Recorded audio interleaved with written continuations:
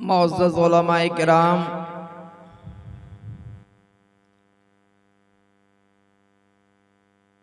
हाज़रीन मजलिस, पर्दा नसीन ख़वातीन इस्लाम, अस्सलामु अलैकुम व रहमतुल्लाहि व बरकातहू।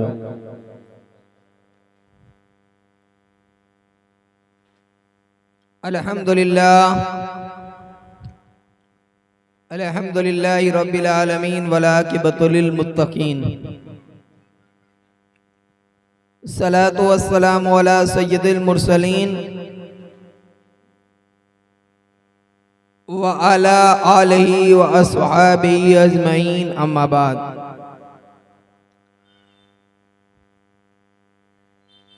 फ़ऊज़ु बिल्लाहि मिनश शैतानिर रजीम, बिस्मिल्लाहिर रहमानिर रहीम। इन्नल्लाहा मअस साबिरीन, सदक़ल्लाहु मौलानल अज़ीम। व सदक़ रसूलुल्लाहि नबियुल अमीरुल मुख्तारुल करीम, व नहनु अला ज़ालिका लमिनश शाहिदीन व ज़ाकिरीन वल्हम्दुलिल्लाहि रब्बिल आलमीन।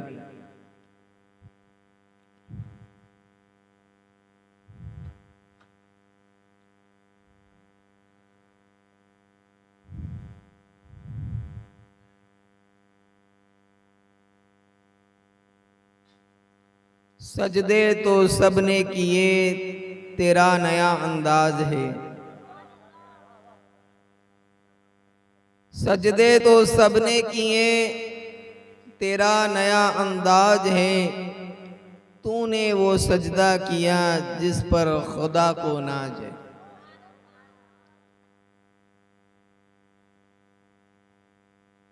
ए करबला की खाक, उस एहसान को न भूल। ए करबला की खाक, उस एहसान को न भूल। तरपी है तुझ पे लासे जिगर गोसाए रसूल।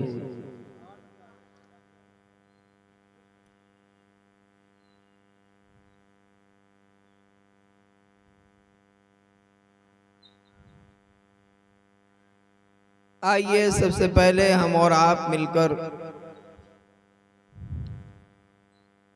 हमारे और तुम्हारे आका मदीने के ताजदार साहिब लाल वहाब ख्वाजाए बद्र हुनैन जनाब मोहम्मद रसूलुल्लाह सल्लल्लाहु तआला अलैहि वसल्लम की बारगाह बेअक़दस पनाह में दरूद पाक का नजराना पेश करें और पढ़े अल्लाहुम्मा सल्ली अला सय्यदना व शफीना व हबीबना व मौलाना मुहम्मदिन व आलिहि व अस्हाबिही व बारिक व सल्लिम।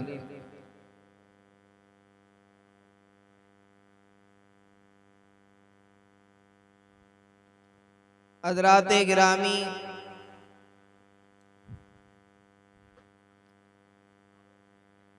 आज की ये हमारी 9वीं महफिल है।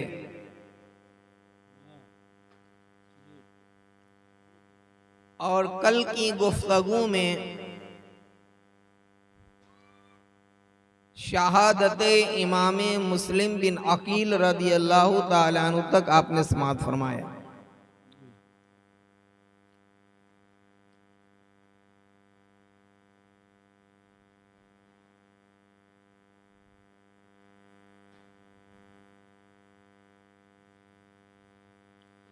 हज़रात गिरामी,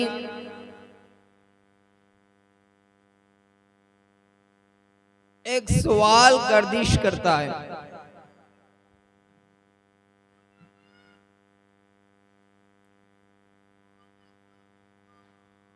कि मैदाने करबो बला, इसका असल नाम है करबो बला, बलाओ की जगह। लेकिन फिर इसको शॉर्ट में बोलते बोलते करबला हो गया। सवाल ये आता है कि मैदाने करबला में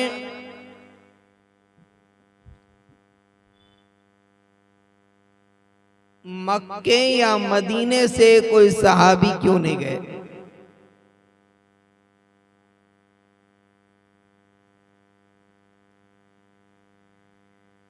और सवाल करने वाला जाहिल नहीं रहता।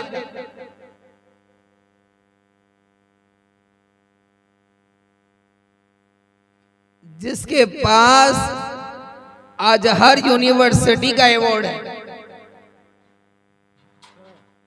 अवार्ड तो नहीं कह सकते, सनद है।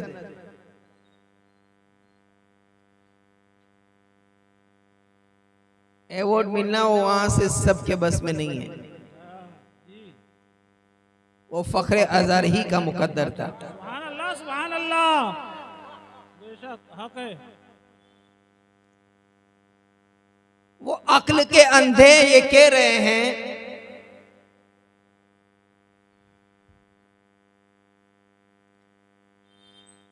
हालांकि मुझे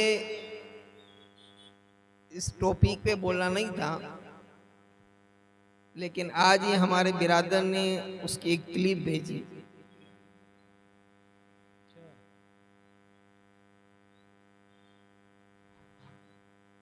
और तो उसके ताल्लुक से मैं समझा कि नहीं बोलना चाहिए, क्योंकि ये छोटी छोटी क्लिपें बनाकर अपने फॉलोअर्स बढ़ाते हैं, अपने चाहने वाले अपने अकीदतमंद बढ़ाते हैं।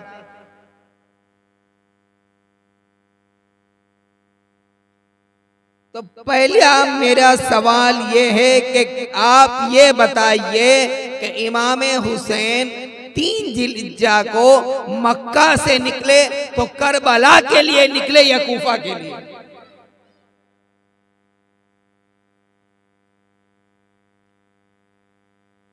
तो हर फिरका मकतब का यही जवाब होगा कि कूफा के लिए। करबला का तसव्वुर ही नहीं था।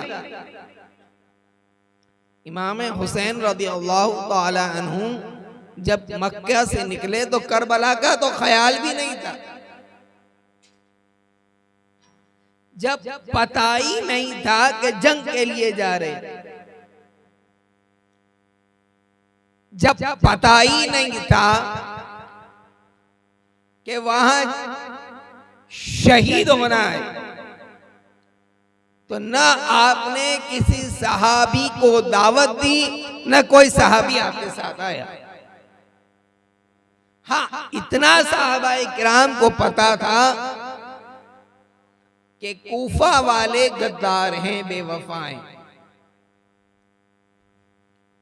कूफा वालों की बेवफाई मशहूर है,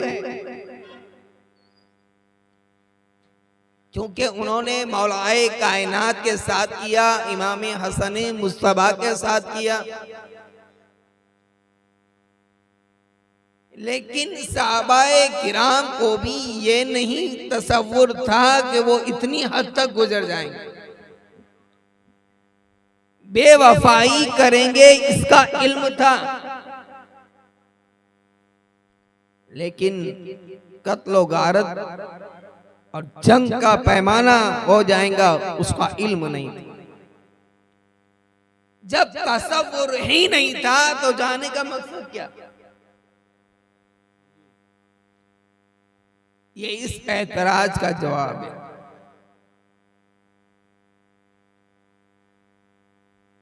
मैंने कल बताया कि हजरत मुस्लिम बिन अकील रदियल्लाहु ताला अन्हु की शहादत हुई,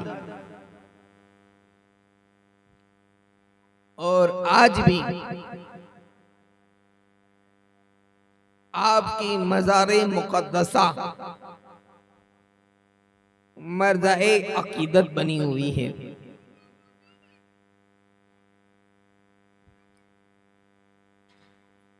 कूफा की सरजमीन पर आपकी मज़ार मुक़द्दसा है।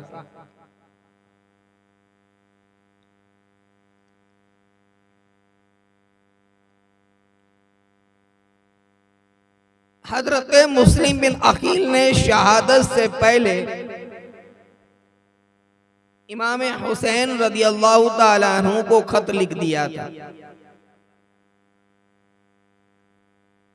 कि आप तशरीफ लाइए। और जिस दिन इमाम मक्का से निकले उसी दिन हजरत मुस्लिम की शहादत हुई। और वो तारीख थी जिलहिज्जा की 3 तारीख, यानी बकरीद की 3 तारीख। हज का जमाना करीब था, लोग हज के लिए आ रहे थे और इमाम हुसैन काबे की हुर्मत को बचाने के लिए जा रहे थे।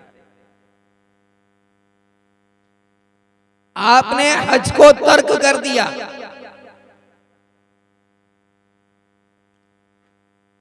शरीयत मुस्तफा को बचाने के लिए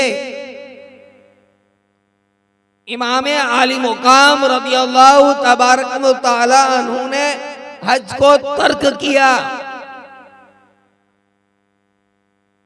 उसके बाद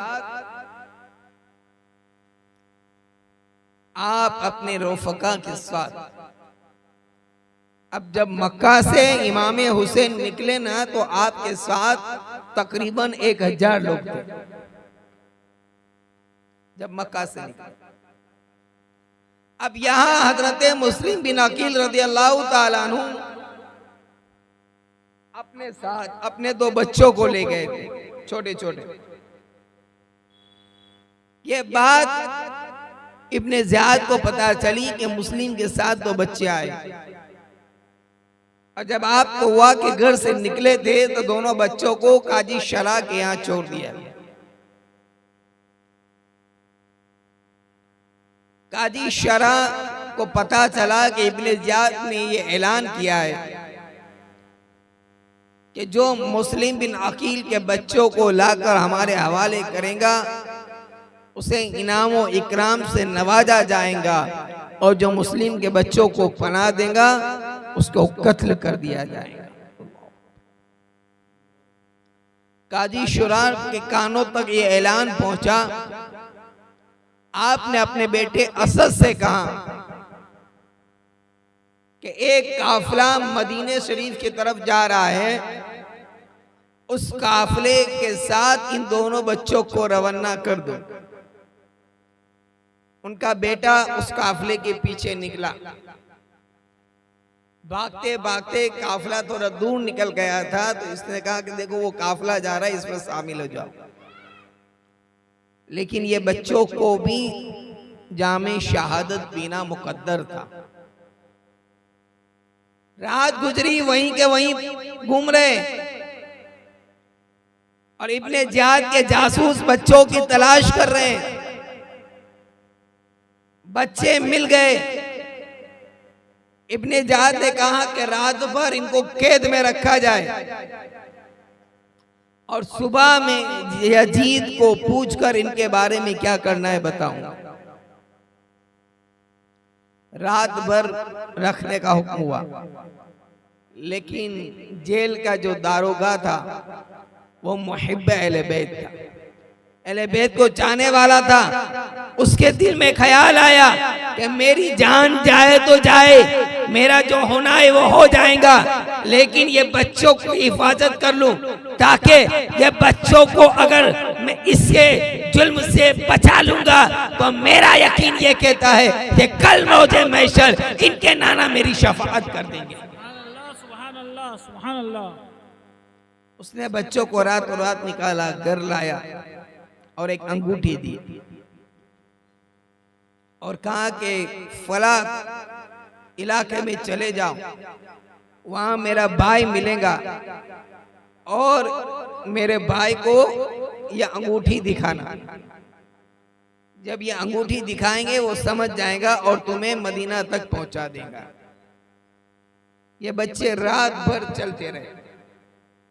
सुबह हुई तो वहीं के वहीं थे। दोनों एक दूसरे से गले लगकर रो रहे हैं और एक दरख्त के साए में एक कुएं के पास बैठ गए। कुछ देर हुई, वहां एक खादिमा पानी भरने के लिए आई, पानी लेने के लिए आई।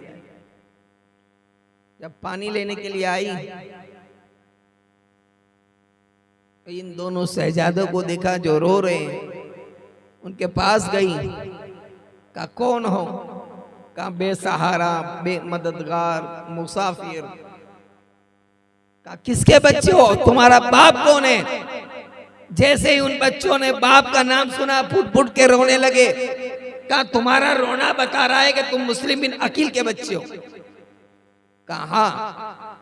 कहा चलो, जिस औरत की मैं खादिमा हूं वो मुहिब्बान अहले बैत है, अहले बैत के चाहने वाली है, मानने वाली है, मैं उनके पास आपको ले चलती हूँ। वो खादिमा उन अपनी आकाई औरत के पास इन दोनों बच्चों को लेके गई। वो आकाई ने जब सुना कि ये मुस्लिम बिन अकील रज़ी अल्लाह ताला अन्हु के बच्चे हैं, बहुत खुश हुई।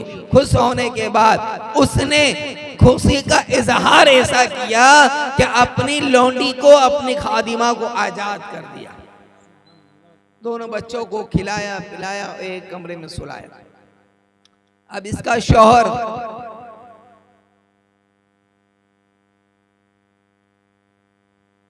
जो दिन भर इब्ने जाद के इनाम की लालच में इन दोनों शहजादों को ढूंढ रहा था, और सफर करते करते उसका गोरा भी मर गया। वो रात में घर आया, उसकी बीवी ने कहा कि आने में ताखीर क्यों हुई? का ताखीर होने की वजह यह है कि मैं मुस्लिम बिन अकील के बच्चों को ढूंढ रहा था। वो बच्चे मिले नहीं, गोरा मर गया, ताखीर इसमें हो गई। उसकी बीवी ने खाना खिलाया, उसको समझाया कि दुनिया की लालच में तो आखिरत को बर्बाद मत कर। दुनिया का कुछ माल मिल जाएगा लेकिन तेरी आखिरत बर्बाद हो जाएंगी, आखिरत तबाह हो जाएंगी। उसको बहुत समझाया गया, लेकिन उसके ज़हन और दिमाग में कोई बात नहीं बैठी, क्योंकि दिल पे लालच का मोर लग चुका था, दिल पे लालच का सिक्का लगा हुआ था। उसने रात आधी गुजरी, दोनों शहजादों ने ख्वाब देखा। दोनों की आंखें खुली, आंख खुलते ही दोनों फुट फुट कर रोने लगे। बड़े ने छोटे से कहा, छोटे ने बड़े से कहा कि मैंने ख्वाब देखा है। कहा क्या ख्वाब देखा? कहा ख्वाब में सरकार अलैहिस्सलाम थे, मौलाए कायनात थे, सैयदाए कायनात थी, और हमारे अब्बा थे, और नाना रसूलुल्लाह ने हमारे अब्बा से कहा कि ए मुस्लिम तुम आ गए हो, और बच्चों को छोड़ दिए, बच्चों को छोड़ दिए हो। तो अब्बा ने ये कहा नाना से कि बच्चे अनकरीब आ रहे हैं, तो अब हमारी शहादत का वक्त करीब आ गया है। ये रोने की आवाज उसके नेक खातून के शौहर के कानों में पहुंची। कहीं ये बच्चों के रोने की आवाज कहां से? उसने बात को घुमाया, लेकिन ये उठा और दूसरे कमरे में गया। और बच्चे तो ये समझ रहे थे ना कि मुहिब्बे अहले बैत का घर है, ये तो हमारे चाहने वालों का घर है, हमारे अकीदतमंदों का घर है, हमारे मानने वालों का घर है। बच्चों ने कहा, बच्चों से उस शख्स ने पूछा कि आप कौन है? कहा हम मुस्लिम बिन अकील के बेटे हैं। मैं दिन भर तुम्हें ढूंढता रहा और तुम तो मेरे घर में पनाह ले रहे हो। मारने लगा। अल्लाह अकबर। दोनों शहजादों को मार रहा था, उसकी औरत आई बचाने, उसको धक्का मार दिया। यहां तक कि रात भर रिवायतों में आता है कि रात भर इसने इन दोनों शहजादों को एक दूसरे के बालों में बांध के रखा, एक दूसरे के बालों से बांध कर रखा। सुबह का इंतजार किया, सुबह हुई, उसकी औरत सुबह भी समझा रही थी। उसने नेजा निकाला या तलवार निकाली और एक बोरा लिया, और इन दोनों शहजादों को बोरे में लेकर नेरे फुरात के किनारे पहुंचा। उसकी अहलिया पीछे पीछे दौड़ रही है और कहती है अभी वक्त है, मान जा, सुधर जा।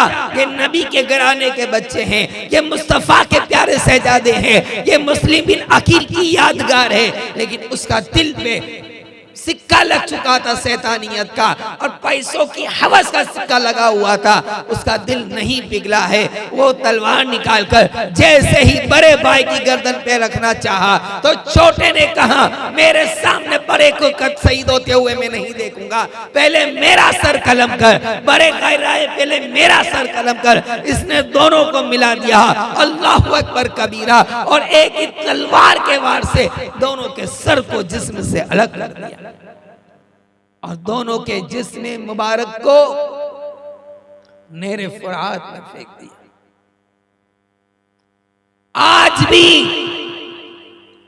नेरे फुरात सन्नाटा मारते नजर आ रही है। हमने हमारी निगाहों से देखा है कि आज भी नेरे फुरात के पास आप जाएंगे तो आपको उदासी महसूस होगी। और हुजूर अशरफुल फुक़हा अलैहि रहमत और रिदवान ने उस वक्त हमसे फरमाया था कि नेरे फुरात के पानी से वुजू करने का भी दिल नहीं करेगा और नहीं करना। ये वो नेरे फुरात है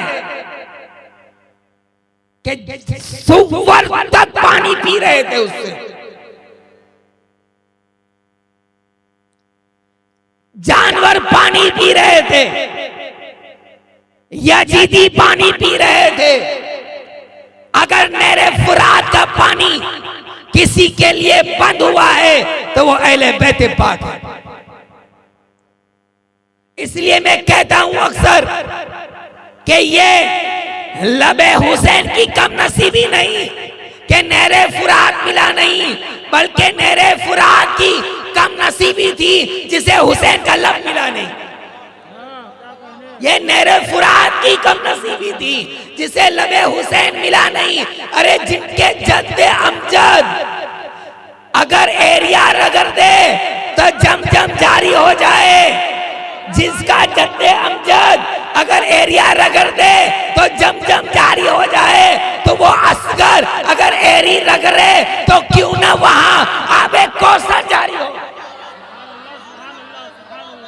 और एक बात, पूरी करबला की तारीख में कहीं ये आपको नहीं मिलेगा कि अली अस्कर को जमीन पे सुलाया गया हो।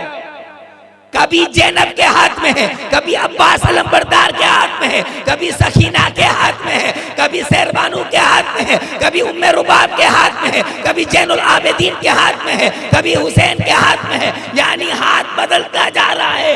अस्कर को जमीन पर नहीं लेटाया जा रहा।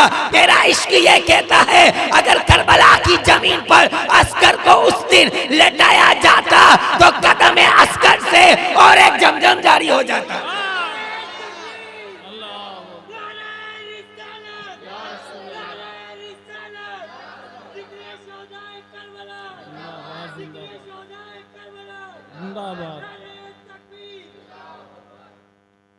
अगर अली अस्कर को वहां सुलाया जाता जमीने करबला पर तो वहां भी जमजम जारी हो सकता था, वहां भी जमजम जारी हो जाता था, क्योंकि वो सखावत के धनी थे, सखावत के धनी थे। और इसीलिए इनके पहले वालों ने, दो जुमलों में बात को मैं पूरा कर रहा हूं। जद्दे अमजद हजरत इस्माइल ने अपने पांव की एरी से जमजम को जारी किया और हुसैन के बेटे के बेटे के बेटे के बेटे ने अजमेर की दरदकी पर अपने लोटे में अनासागर को लाके बता दिया कि मोइनुद्दीन की ताकत का यह आलम है, तो दादा की ताकत का आलम क्या होगा? तकबीर, नारे रिसालत, जिक्र इमाम हुसैन, जिक्र इमाम हुसैन, उलमा अहले सुन्नत। इसलिए कभी हुसैन पाक को पानी का मोहताज मत कहना। अरे नादान, मैं कहता कि यजीद जैसा दुनिया में जालिम नहीं तो मेरे हुसैन जैसा दुनिया में कोई साबिर नहीं। अगर यजीद ने जुल्म करने में हद कर दी है तो मेरे इमाम ने सब्र करने में हद कर दी। सुभान अल्लाह, सुभान अल्लाह। अरे जिंदाबाद जिंदाबाद, क्या बात थी। और पानी यजीदियों ने बंद किया। आज शरबत कौन पिला रहा है? अब भी नहीं समझोगे तो कब समझोगे? शरबत कौन पिला रहा है? हुसैनी के नहीं। मैं आगे बताऊंगा इमाम हुसैन के पास कितना पानी था। जब मक्के से निकले तो 1000 आदमी को इस्तेमाल कर सके इतना पानी था आपके पास जी। तो पानी पिलाना यह हुसैन ने सिखाया, शरबत पिलाना यह हुसैन ने बताया। जंगे सिफिन, हाँ, हजरत अमीर मुआविया रज़ी अल्लाह ताला अन्हु के साथ जो मौलाए कायनात की जंग हुई थी, उस मैदान में जितने कुएं थे सब मौला अली के हिस्से में थे। किसके हिस्से में थे? मौलाए कायनात के हिस्से में थे। अमीर मुआविया की जो फौज थी वो ताखीर में पहुंची, लेकिन मेरे अली ने अपने लोगों से कह दिया था अगर अमीर मुआविया की फौज से कोई पानी लेने आए उसे मना मत करना।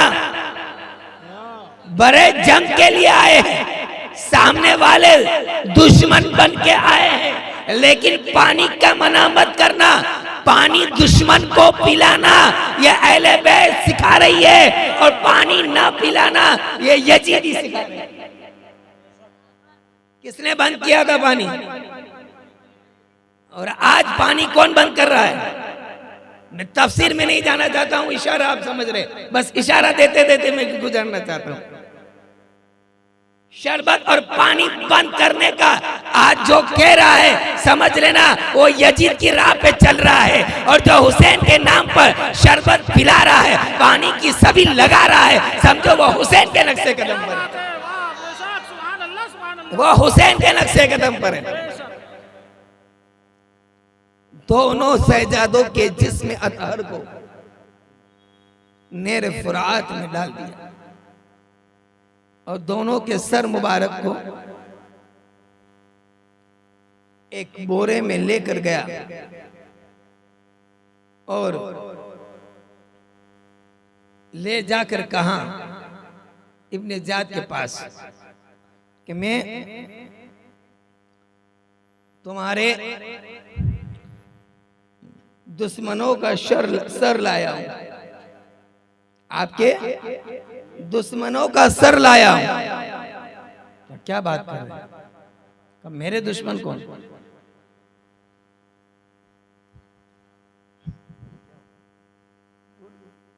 दर्द पाक पर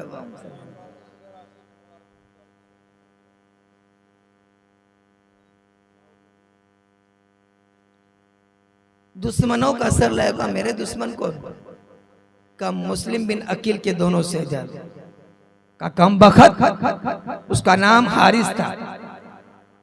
कम बखत, ये क्या किया तूने? मैंने यजीद को लिखा है, पैगाम भिजवाया है कि इमाम मुस्लिम बिन अकील के शहजादे हयात कैदबंद है, और अगर वो जिंदा तलब करेगा तो मैं क्या पेश करूंगा? का मैं ये इस दर्द से इनको कत्ल किया कि कोई जिंदा देख लेगा तो इनाम की लालच से मेरे पास से छीन लेगा। तो कहा तू एक महफूज जगह पे रख कर मुझे खबर दे देता, मैं यहां से लोग भेज देता, वो लेके आ जाते। तूने कत्ल क्यों किया? फिर उसने इशारा किया कि इसकी सजा यह है कि इसके सर को कलम किया जाए, और उसे वहीं वासिल जहन्नम किया गया। न खुदा मिला, न विसाले सनम, न इधर के रहे न उधर के रहे। अब यहाँ इमाम हुसैन रज़ी अल्लाह ताला अन्हु को खबर मिल चुकी थी कि इमाम मुस्लिम के हालात अच्छे हैं। 3 जिल्हिज्जा को मक्का छोड़ रहे, 1000 का काफिला साथ में। देखो इंसान को बदलने के लिए कितना वक्त लगता है, ये करबला बता रहा है। इंसान कब बदल जाए पता नहीं चलता, इंसान के हालात कब बदल जाए। जब आप मंजिले सबाना पर पहुंचे तो आपको खबर आई कि मुस्लिम बिन अकील रज़ी अल्लाह ताला अन्हु की शहादत हो और कुफा वालों ने बेवफाई की। कुफा वालों ने बेवफाई की। जब ये खबर आपने सुनी तो इन्ना लिल्लाहि व इन्ना इलैहि राजिऊन पड़ा और खेमा लगाकर सबको जमा किया और कहा देखो कुफा वालों की बेवफाई जाहिर हो गई है, हजरत मुस्लिम की शहादत हो गई। अब हजरत मुस्लिम के भाई जो साथ में थे, हजरत अकील के और बेटे, मैं आगे तफसीर में बताऊंगा, जो करबला में शहीद हुए।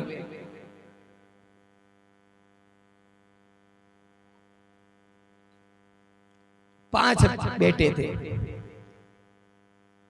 तो कहा अब हमें तो हमारे भाई के खून का बदला लेना है। कुछ लोग जाने के लिए तैयार हुए। 1000 का लश्कर था इमाम के साथ। जब इमाम मुस्लिम की शहादत की खबर इमाम हुसैन ने उन्हें दिया और कहा जिसे जाना है वापिस जा सकता है, यह हमारी जान के दुश्मन है, आपको इजा नहीं देंगे। कम होते होते होते ओनली 82 बच गए। सब राय फरार इख्तियार कर लिया, सबने साथ छोड़ दिया। आप और आगे बढ़े। एक मकाम पर एक खेमा नजर आया, क्योंकि हाजी लोग वापस पलट रहे थे। आप धीरे धीरे सफर कर रहे थे।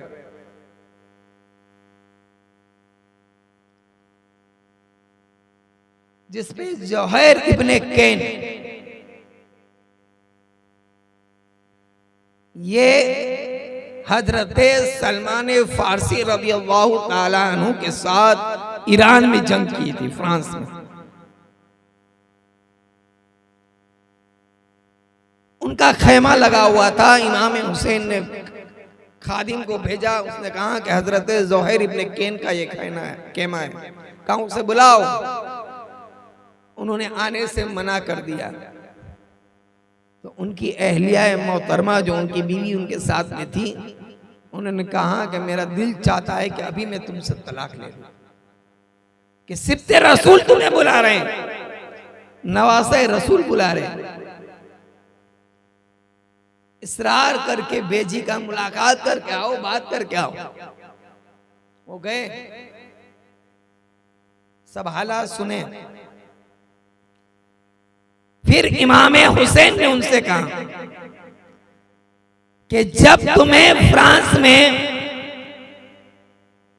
फतेह के बाद जो माले गनीमत मिला था और आप बहुत खुश हुए थे, तब हजरत सलमान फारसी रज़ी अल्लाह ताला अन्हु ने आपसे ये कहा था कि जोहैर, आज जो तुमको ये माल मिलने की खुशी हुई है, एक दिन ऐसा आएगा कि इससे दुगना खुशी मिलेगी, इससे दुगना खुशी मिलेगी।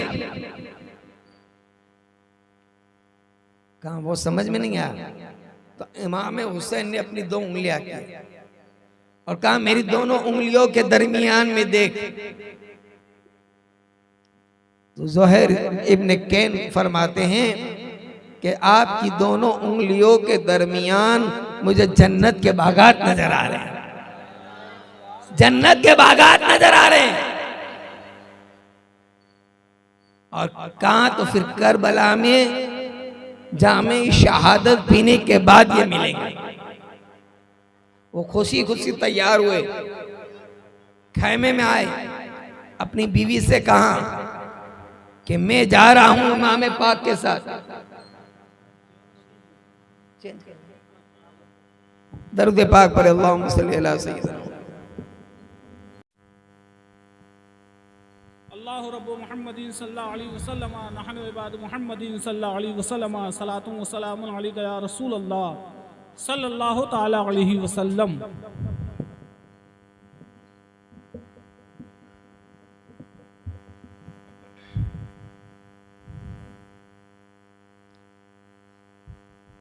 आपने फरमाया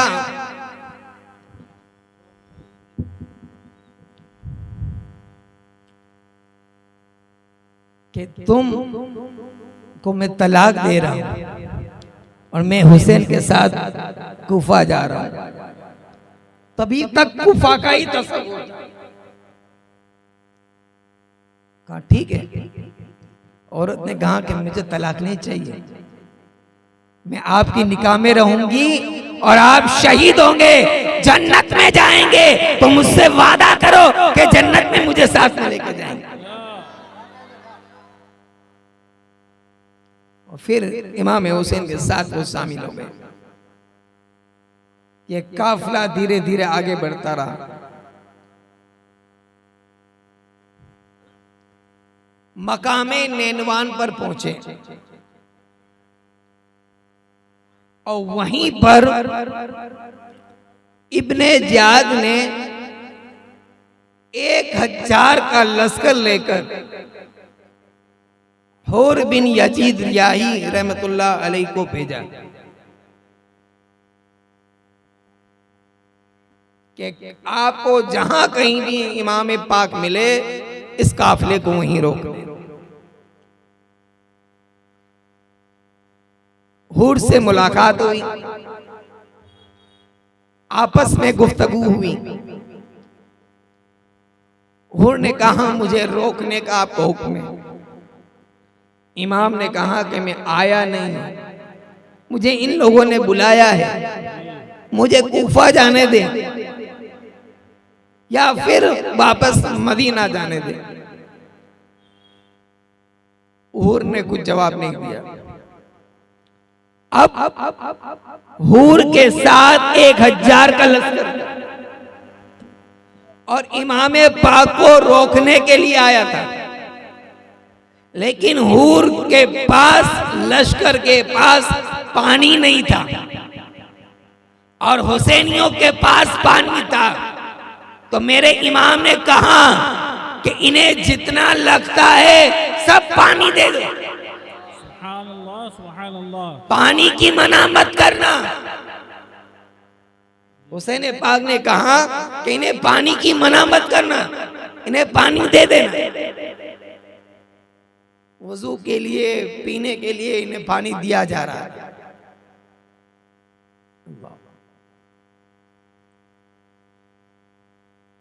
और फिर इसके बाद जोहर की नमाज हुई, असर की नमाज हुई और तमाम लोग साथ में अदा कर रहे। लेकिन इमाम हुसैन बने थे। जमात की तादाद वहां ज्यादा थी,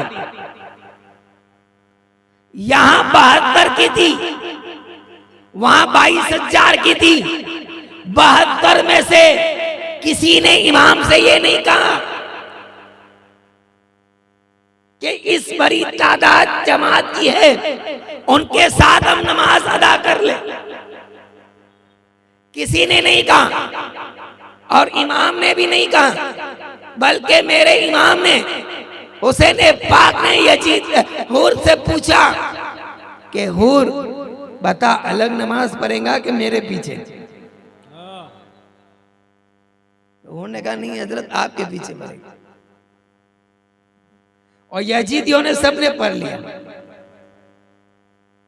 यजीदियों ने सबने इमाम हुसैन के पास, इमाम हुसैन के पीछे नमाज अदा कर ली। अजान यहाँ हो रही, अजान वहां भी हो रही। इमाम हुसैन ने मैदान करबला में बता दिया कि जमात की तादाद को नहीं देखा जाता, जमात की तादाद को नहीं देखा जाता, इमाम के अकीदे को देखा जाता है। इमाम को देखा जाएगा, इमाम सही है तो फिर 10 है तो भी उसके पीछे नमाज पढ़ लेना, और इमाम गलत है तो 10,000 की जमात है तब भी उसके पीछे मत पढ़ना। बहरहाल गुफ्तगू होती रही। इमाम पाक ने रात के हिस्से में कहा कि मुझे थोड़ा आगे जाने दो, निकलने दो। कुछ रास्ता चले थे,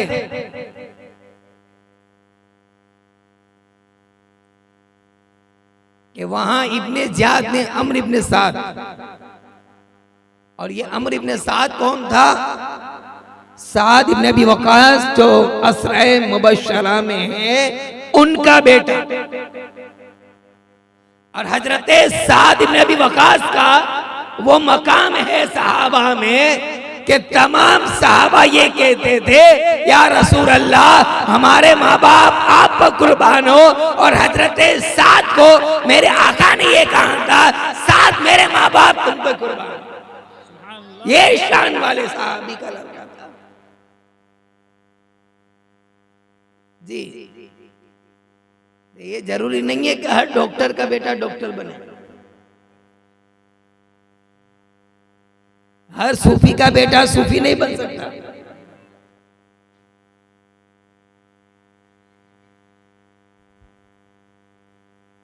उसके बाद अब अम्र इब्ने साद को इब्ने ज़ियाद ने कहा कि तू 4,000 का लश्कर लेके जा। उसने कहा मुझे क्यों भेज रहे हो, मेरी हुसैन से रिश्तेदारी है, ताल्लुकात है, मुझे मत भेजो। कहा नहीं जाना तो पड़ेगा,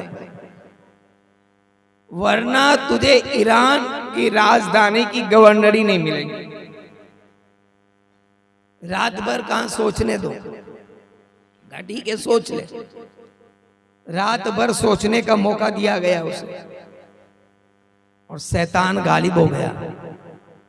गवर्नर बनने की, होदा मिलने की लालच तमाम, उसने कहा कि ठीक है मैं जा रहा हूं। 4,000 का लश्कर लेकर अम्र इब्ने साद पहुंचा। अब ये पहुंचा 3 मुहर्रम को। कितनी? 3 मुहर्रम।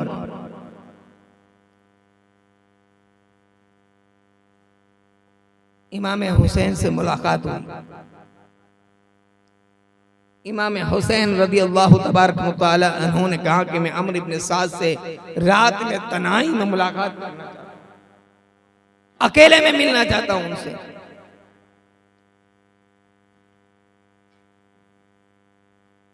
ऐसा अम्र इब्ने साद ने कहा ठीक है।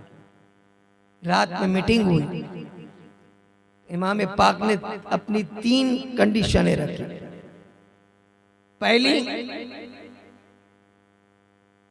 कि या मुझे मदीने वापस जाने भेज दिया जाए, या मुझे कोई और इलाके में भेज दिया जाए गौसा तनाही वाले, या फिर मुझे डायरेक्ट यजीद के पास भेजा जाए।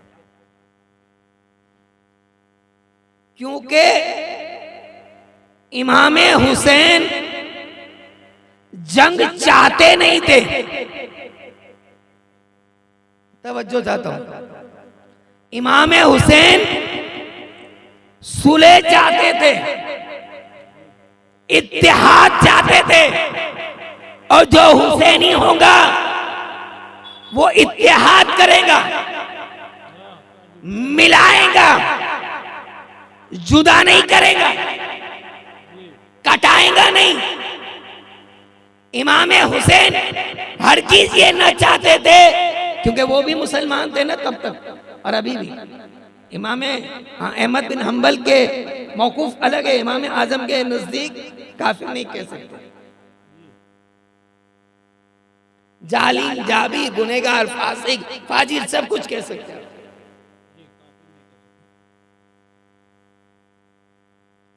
लेकिन मेरे इमाम सुलह चाहते थे।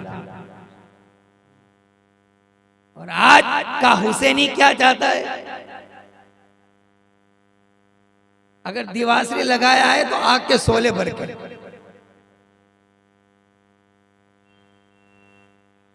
कोई काम हो रहा है इसे कैसे दिखाना जाए, या आज हमारा मिजाज हो गया है। लेकिन हुसैन पाक उस जगह पर पहुंचकर भी उनकी सोच और फिक्र यही थी कि ये काम को कैसे सुधारा जाए।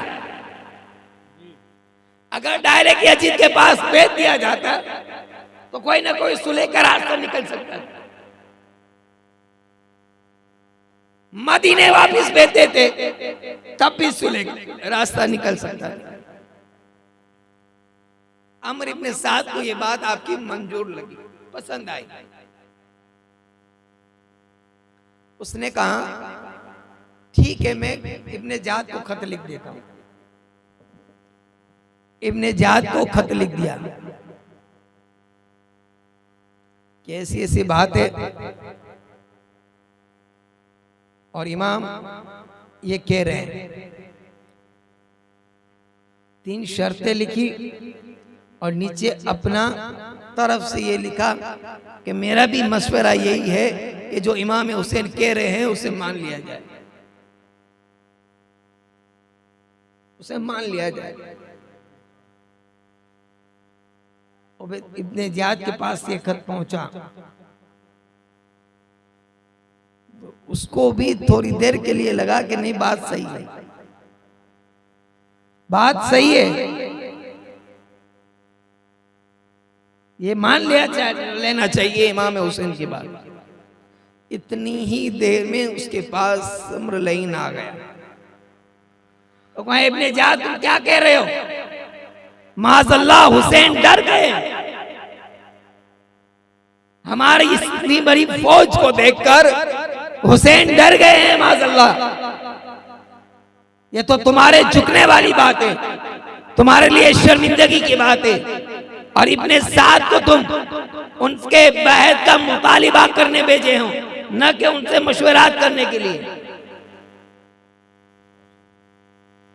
फिर इब्ने जाद का फिर इरादा पलटा और उसने समरलईन के साथ और 4-5 हजार का काफिला रवाना किया।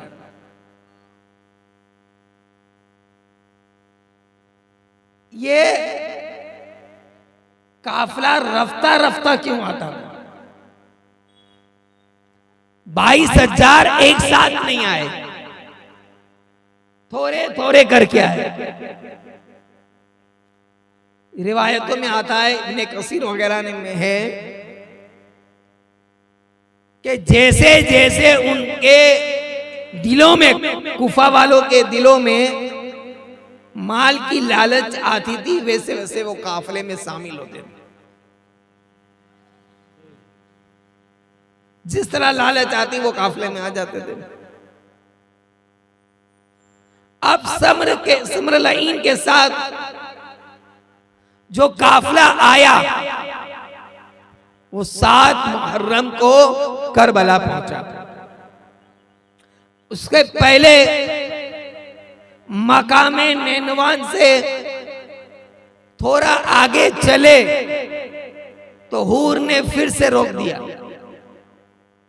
कहा आगे नहरे फुरात है और उससे आगे आपको जाने की मना है इब्ने जाद की तरफ से।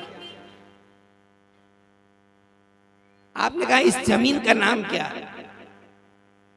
कहा इस जमीन को करबो बला कहते हैं।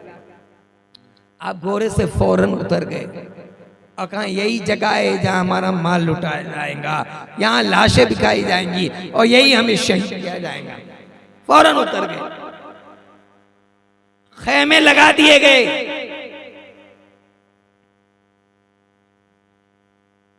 अब सिमरलईन लश्कर को लेकर आया और 7 मुहर्रम तक 22,000 का लश्कर। और सिमरलईन के साथ इब्ने जाद ने एक बात और भेजी थी कि इनके ऊपर पानी बंद कर देना।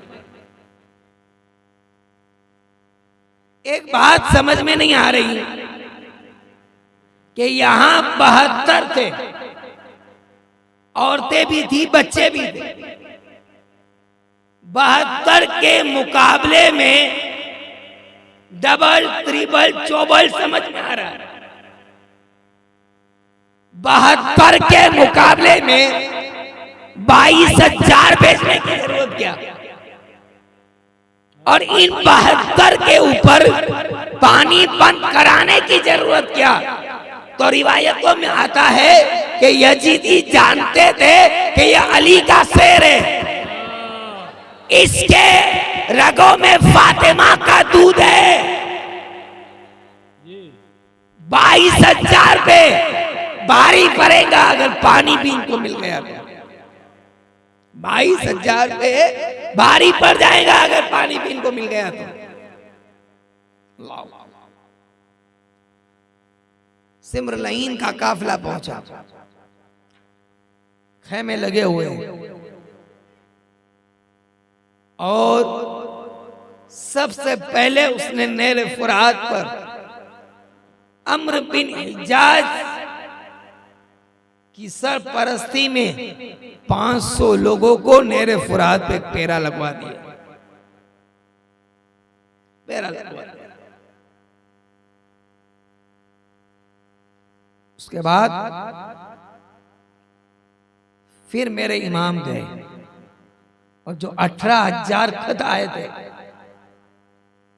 वो हबीब इब्ने, आपके एक दोस्त थे हजरत हबीब,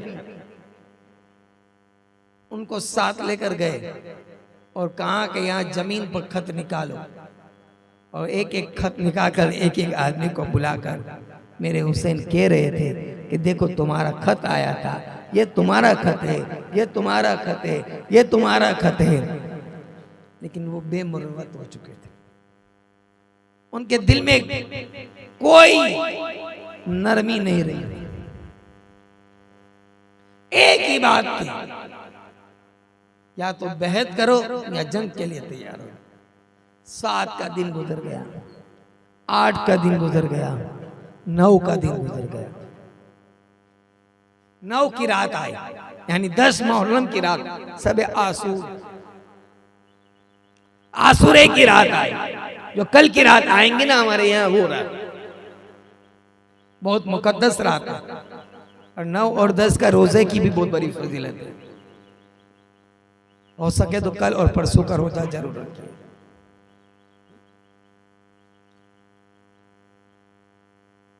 इमाम हुसैन अपने खेमे में थे, वक्त पर अजान हो रही, वक्त पर नमाजें हो रही जी। इशा की अजान हम सभी ये मुस्तफ़ा हजरत अली अकबर रज़ी अल्लाह तआला अन्हु ने दिया, वहां पे भी अजान हुई। कुछ शोर शराबों का आवाज नजर आया। इमाम हुसैन ने अपने दोस्त हबीब को भेजा, हबीब इब्ने मुजाहिर को भेजा और कहा कि पूछो क्या है। कहा अम्र इब्ने साद जंग के लिए आ रहा, लड़ाई के लिए आ रहा है। मेरे इमाम निकले और कहा कि जंग करना है तो ठीक है, लड़ाई चाहते हो ना, खून चाहते हो तो रात की मोहलत दे दो, कल सुबह देखेंगे। आज रात की मोहलत दे दो।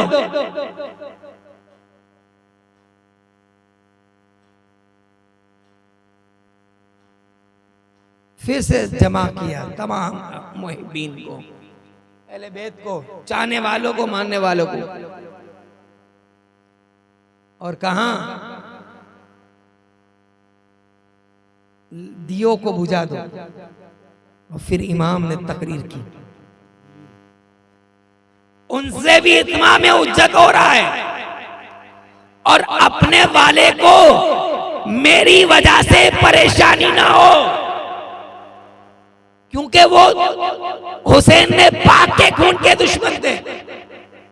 तो मेरे इमाम यही चाहते थे कि मेरी वजह से वो लोग परेशान न हो। हमें है अपनों का ख्याल, हम कभी अपनों की परेशानी को अपना समझते हैं। इल्ला माशा अल्लाह, अल्लाह ने जिसको तौफीक दी है वो समझता है। अब वो जान भी लुटाता है, माल भी लुटाता है। हुसैन पाक ने दियो को बुझा दिया और ऐलान किया कि ये मेरे खून के प्यासे हैं, चले जाओ जिसको जाना है। लेकिन वो हमारे और आपके जैसे खिचड़ा खाने वाले थोड़ी थे, वो सिर्फ शरबत वाले थोड़ी थे, बिरयानी पर टूटने वाले मुसलमान नहीं थे। वो तो उनके दिल में वो इश्क था कि जान मांगो तो जान देंगे, माल मांगो तो माल देंगे। ये हमसे हरगिज़ न होगा कि नबी का जाहो जलाल दे दे। ए हुसैन, आपके बाद जिंदगी किस काम की है, और जब मरेंगे तो रसूलुल्लाह को क्या जवाब देंगे? रसूलुल्लाह को क्या जवाब देंगे? नहीं माने। पूरी रात सबे आसूर की, औरतें, बच्चे, हजरत उम्मे रुबाब साथ में थी, हजरत बीबी शेरबानू साथ में थी, सैयदा जैनब साथ में थी, उनके 2 बच्चे साथ में थे, तमाम बीमार जैनुल आबिदीन साथ में, तमाम के तमाम इबादत कर रहे हैं, तिलावत कर रहे हैं। तुम्हें कोई कहे कि कल सुबह तुम्हें जेल में डाला जाएगा तो तुम तो घर से भी भाग जाते हो। इबादत की बात तो दूर की रही, इबादत में बैठना, मुसल्ले पे बैठना, तिलावत करना, ये तो दूर की बात रही, घर से भी राय फरार इख्तियार कर लेते हो। लेकिन वो हुसैन थे, पता था सुबह शहीद होना है, कासिम को पता था सुबह शहीद होना है, अब्बास अलमबरदार को पता था सुबह शहीद होना है, मुस्लिम बिन उसजा को पता था सुबह शहीद होना है, हजरत ज़ुहैर इब्ने कैन को पता था सुबह शहीद होना है, हजरत हबीब इब्ने मुज़ाहिरा को पता था सुबह शहीद होना है। लेकिन उनकी जानें इस्लाम पे कुर्बान करने के लिए बनी, उन्होंने अपनी जानों को इस्लाम पे कुर्बान करने के लिए वक़्फ़ कर दिया था। रात भर तिलावतें हो रही, इबादत हो रही है, रियाजत हो रही है। आखिरी रात का तस्वुर है कि कल की रात इबादत का मौका नहीं मिलेगा। मुसलमानों, हुसैन पाक के जिक्र से सबक लो कि मेरे हुसैन को कुरान की तिलावत कितनी पसंद थी, कितनी प्यारी थी। इस बड़े मजमे में अगर 10 आदमी मुझे ऐसे मिल जाए कि जो रोजाना 1 रुकू की तिलावत करते हो तो इल्ला माशाअल्लाह।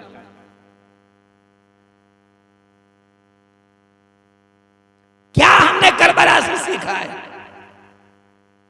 क्या पैगाम लिया करबला वालों से?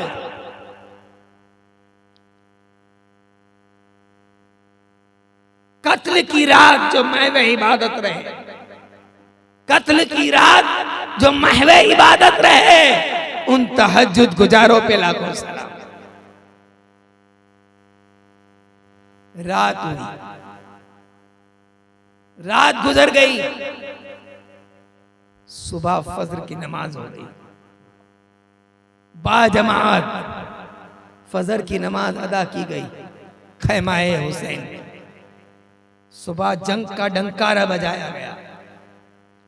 इब्ने साद के पास फिर से एक मर्तबा इत्माम हुज्जत के लिए इमाम हुसैन आखिरी मर्तबा गए। हम किसी को मौका ही नहीं देते, हम डायरेक्ट फायरिंग करते हैं। अगर किसी से गलती हो गई, शरही गलती की बात कर, तो कम से कम उसे तौबा का मौका तो दो।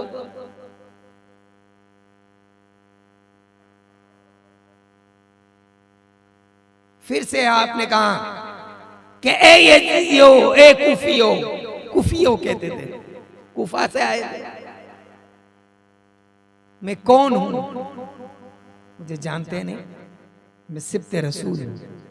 मैं वही हूं कि जिसके बारे में मेरे नाना ने कहा, हुसैन मिन्नी वना मिनल हुसैन, हुसैन मुझसे है, मैं हुसैन से हूं।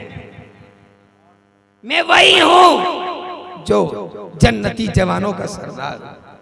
मेरी माँ जन्नती औरतों की सरदार है, मेरे बाप वलियों की ताजदार है। कोई बात उनके दिल पर असर नहीं की। यजीदी कुछ रोने लगे और ऐसा महसूस हो रहा था कि यजीदी कुछ या तो मैदान छोड़ के चले जाएंगे या इमाम हुसैन के गिरोह में आ जाएंगे। लेकिन फिर सिमरलाइन उठा और कहा कि हमें तुम्हारी बकवास माज़अल्लाह नहीं सुननी, लेकिन जिसके मुकद्दर में अहले बैत की मोहब्बत लिख दी जाती है, फिर वो कोई मिटा नहीं सकता। कूफा से करबला में रोकने वाली जात, मक्के से जब निकले कूफा के लिए, करबला में रोकने वाली जात हूर बिन यजीद रियाई की थी। आपके कदम डगमगाने लगे क्योंकि आपको एक तरफ जन्नत के बागात दिख रहे थे और एक तरफ जहन्नम की आग दिख रही थी। सोच समझकर घोड़े पर बैठे और कदम हुसैन में आ गए। ये नारा हूर का था जब फौज शाम से निकला कि देखो यूं निकलते हैं जहन्नम से खुदा वाले।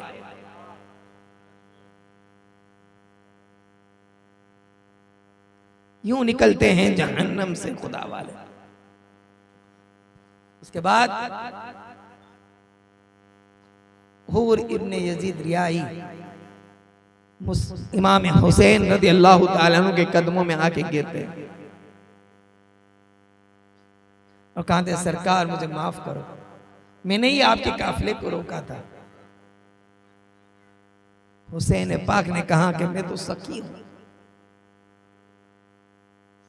माफ करना हमारे घर की आदत है। माफ कर दिया। कहा ऐसे नहीं, अब आपके नाम पर सर कटाऊंगा और उस वक्त तक घोड़े से उतरूंगा नहीं जब तक जामे शहादत न पीऊं।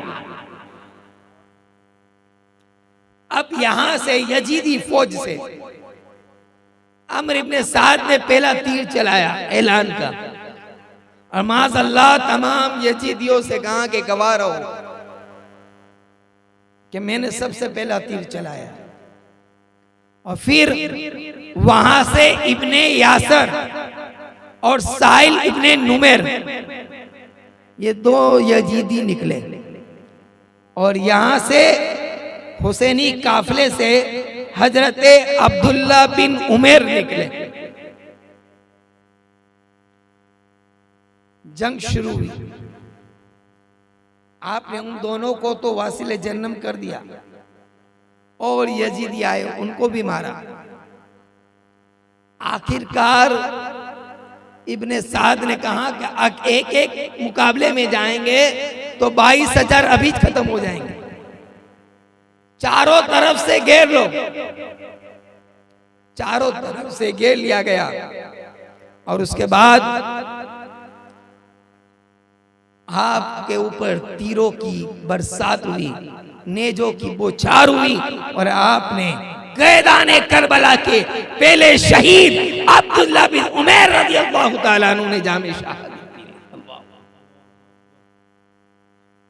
उसके बाद इमाम हुसैन के दोस्त हजरत हबीब इब्ने मुजाहिर, बचपन के दोस्त। देखो दोस्त ऐसे होते हैं,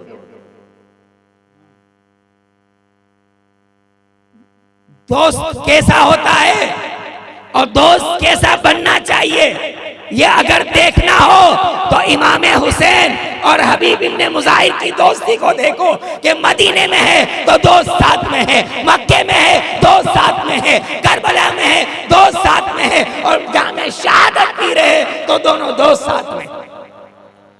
ऐसी दोस्ती कहां मिलेगी? ऐसी दोस्ती कहीं देखने को नहीं मिली। तो करबला में खानदानी रिश्ता, भाइयों से भाइयों की मोहब्बत जहां इंतहा पर है, वहां दोस्तों की मोहब्बत भी इंतहा पर है। उन्होंने इजाजत मांगी। इमाम ने कहा कि मैं कैसे इजाजत दूं, तुम मेरे बचपन के दोस्त हो। कहा नहीं आका, उसे इजाजत देनी पड़ेगी। आखिरकार इजाजत दी। आप मैदान में गए और यजीदियों के काफले में घुस गए।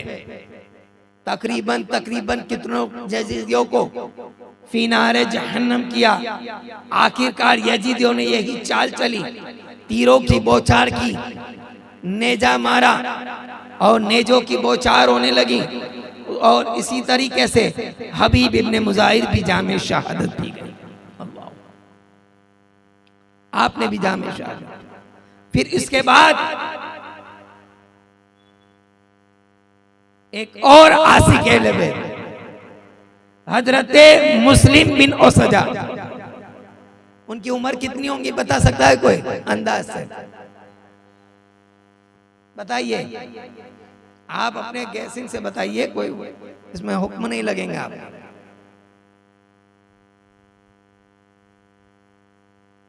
मैदान करबला में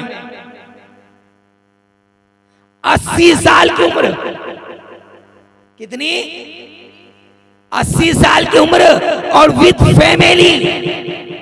फैमिली के साथ करबला में आपने इजाजत मांगी। हुसैन पाक ने आपको इजाजत दी। 80 साल की उम्र के थे, लेकिन दिल में इश्क रसूल और इश्क अहले बैत का जज्बा लेकर मैदान में आगे बढ़े थे। कितने यजीदियों को वासिल जहन्नम कर दिया, और फिर आप भी आखिरकार जामे शहादत पी गए। इमाम हुसैन सब की लाशें मुबारका को लेकर आ रहे हैं। अल्लाह, कैसा मंजर होगा, जरा को तसव्वुर में लाइए। एक एक दोस्त, एक एक चाहने वाला आपसे जुदा हो रहा है। अचानक इमाम में पाक ने क्या देखा? 12 साल का एक लड़का, नन्ही सी तलवार जो बच्चों को लिए ट्रेनिंग के लिए आती थी उस वक्त में, वो तलवार और सर छुपा हुआ था।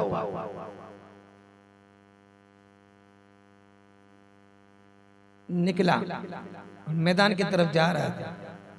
बाहर एक औरत पर्दा नशीन खातून निकली। इमाम पाक ने आवाज दिया, ये बच्चा किसका है? उस औरत ने कहा मेरा है। कहा बच्चा को शरीयत इजाजत नहीं देती है जंग में जाने की। कहा ये किसका बच्चा है? तो कहा मुस्लिम और सजा की मैं बेवा हूं और आपने आखिर उम्र में मुझसे शादी किया था, और यही मेरा बेटा, हमारा बेटा है 12 साल का। वो खातून कैसी खातून होंगी?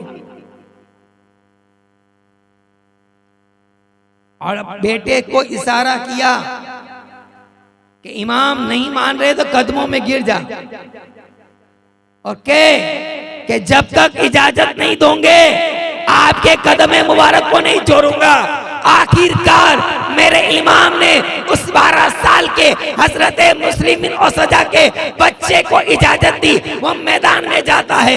अब यजीदियों ने देखा ये बच्चा है। एक सैनिक से कहा कि जा एक बार में बच्चे को खत्म कर दे।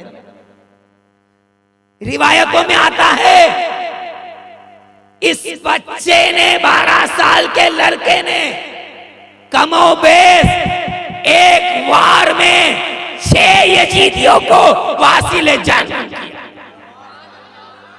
6 यजीदियों को।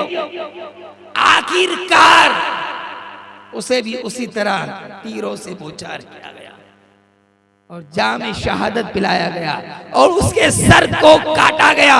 और उसके बाद क्या हुर्मत बेहुर्मती हुई सुनिए, और उस खातून के जवाब को मेरी माँ और बहनें अपने दिल के कान से सुने।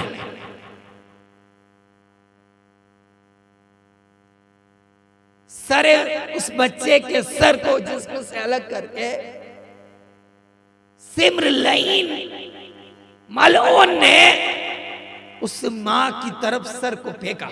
अल्लाह अकबर।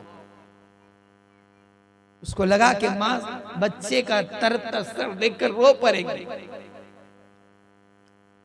तारीख ने उस जुमले को सुनहरे बाप से लिखा है, उस औरत के जुमले में रो पड़ेगी।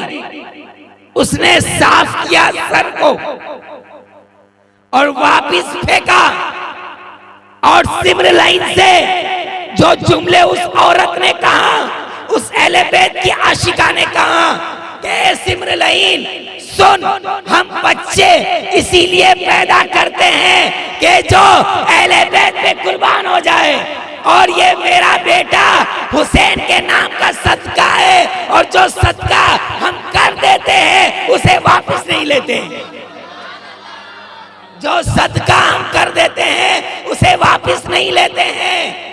मेरी माँ और बहनों, क्या तुम्हारे दिल में इतना जज्बा नहीं है कि आज हुसैन की महफिल में अगर अल्लाह तबारक व तआला ने तुम्हें 2 बेटे दिए हैं तो एक को आलिम बनाने की नीयत करे?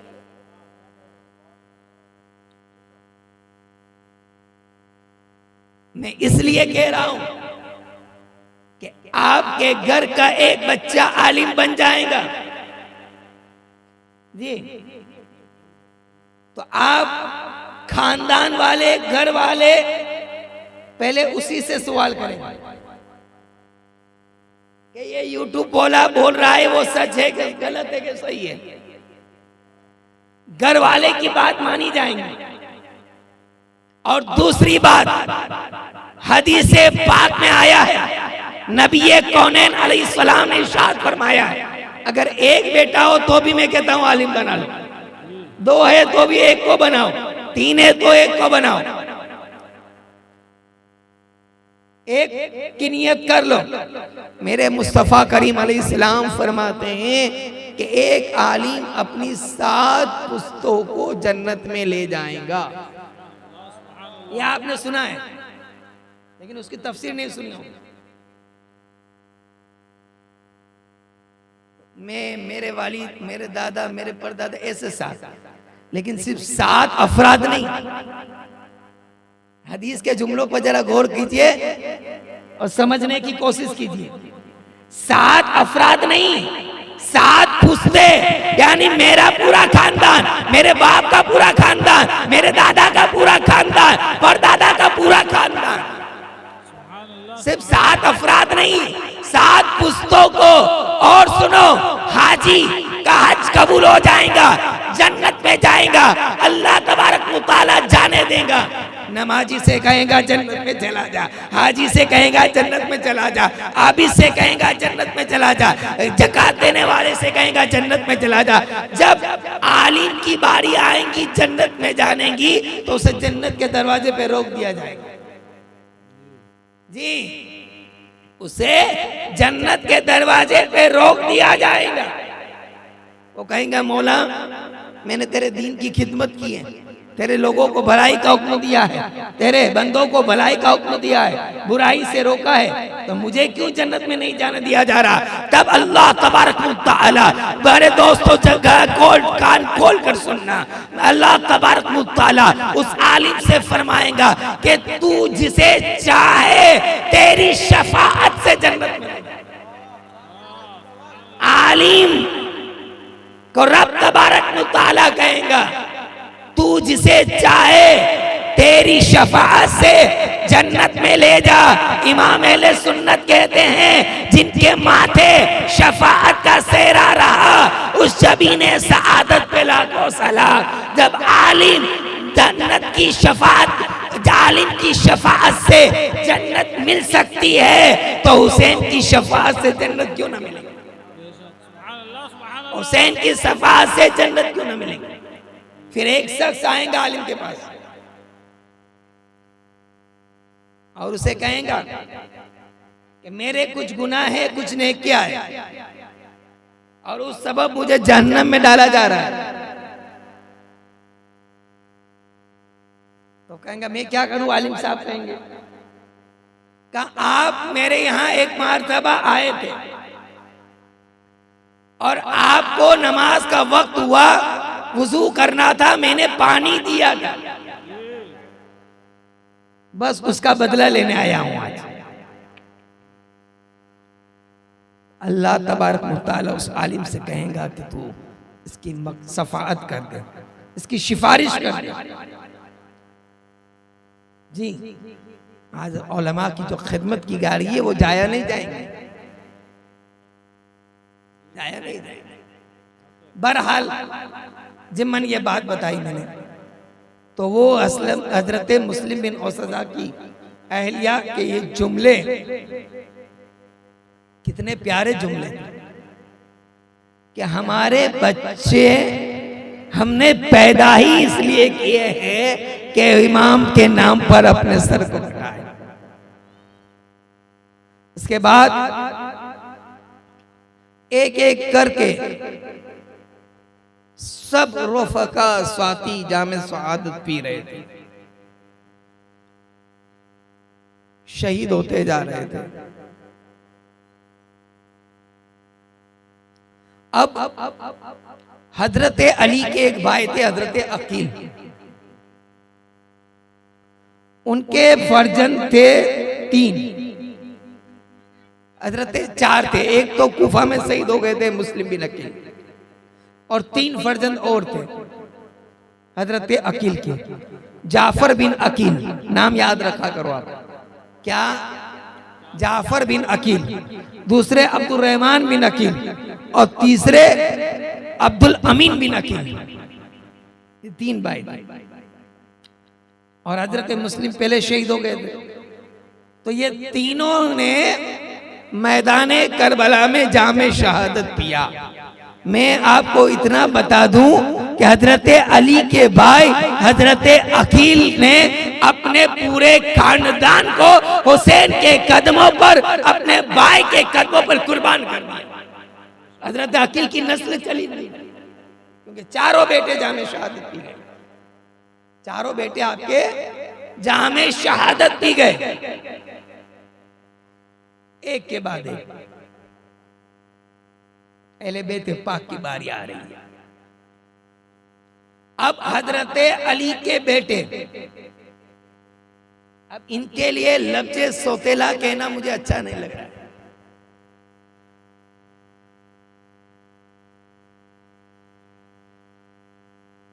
क्योंकि इनके अंदर ऐसी मोहब्बत थी कि हजरत अब्बास अलमबरदार कभी भी इमाम हुसैन को जिंदगी में भाईजान नहीं कहा, सैयदी आकाई मौलाई का। तो हजरत अली के बेटे कितने थे? 5। कितने? अब जब आप नाम सुनेंगे ना तो आपकी जबान से सुभान अल्लाह ना निकले, ऐसा हो ही नहीं।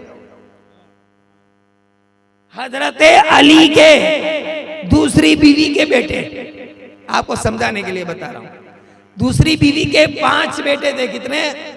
और पांचों 5 मैदाने करबला में थे और जामे शहादत पिए।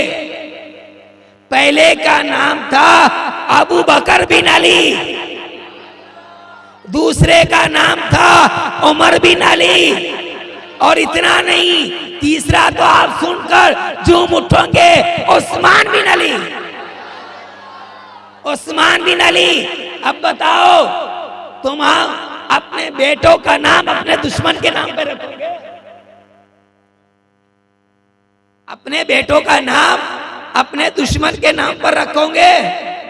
बोलिए, हरगिज नहीं ना।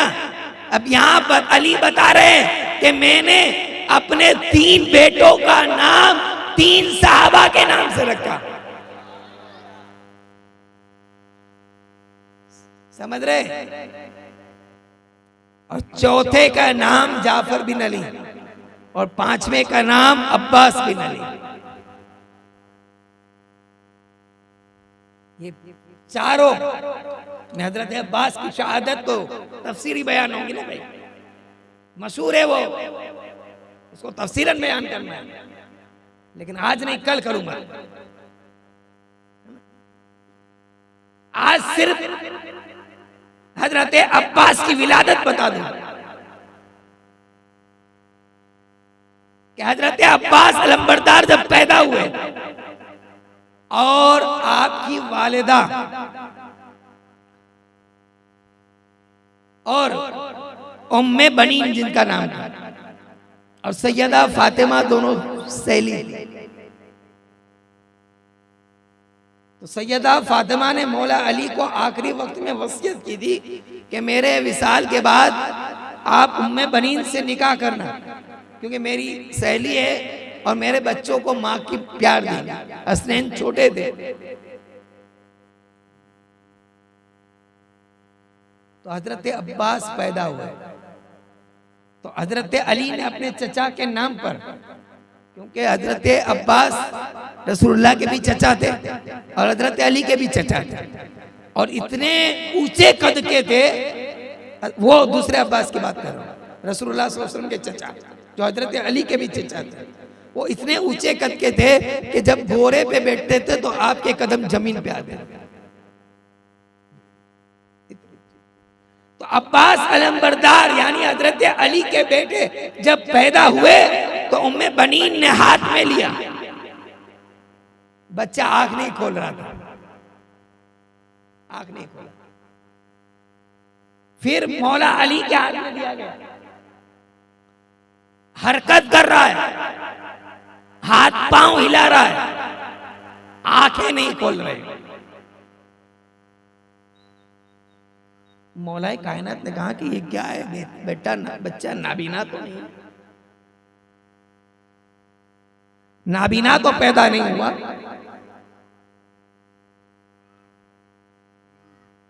उतने में इमाम हुसैन आए, छोटी सी उम्र में, कहा हमने सुना है कि हमारे यहाँ भाई पैदा हुआ है। कहा अब्बा हमारे हाथ में दीजिए। कहा बच्चे अभी आप छोटे,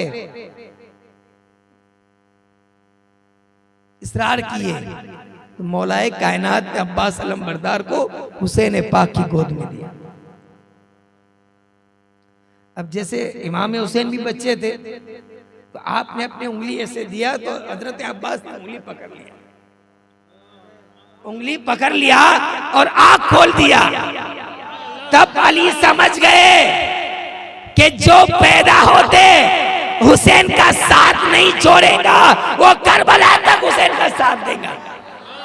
और हकीकत में मदीने में रहे अब्बास हुसैन के साथ में रहे, मक्का में रहे अब्बास हुसैन के साथ में रहे, करबला में आए अब्बास हुसैन के साथ में रहे। ये वो भाई की मोहब्बत है। आज ऐसी मोहब्बत कहां से लाओगे? हुसैनी किरदार कब पैदा करोगे? अब्बासी किरदार कब पैदा करोगे? अलम लगाना यह अब्बासी किरदार नहीं है, बल्कि इमाम हजरत अब्बास अलंबरदार का किरदार तो यह है कि हुसैन से कैसी मोहब्बत थी। अल-मुख्तसर मैंने आपकी विलादत का तज़किरा उसूल बरकत के लिए कर दिया। तो हजरत अली के तमाम बेटे करबला के मैदान में एक के बाद एक जाते गए, जामे शहादत पीते गए। अब बारी आई, हजरत अब्बास को मैंने छोड़ दिया है कल के लिए। अब बारी आई इमाम हसन मुस्तफा रज़ियल्लाहु ताला अन्हु के बेटों की। इमाम हसन के कितने बेटे थे बताइए? बोलिए बोलिए बोलिए। अरे बोलिए, आप हर साल सुनते हैं, 5 साल से तो यहां सुनते हैं। कितने बेटे थे?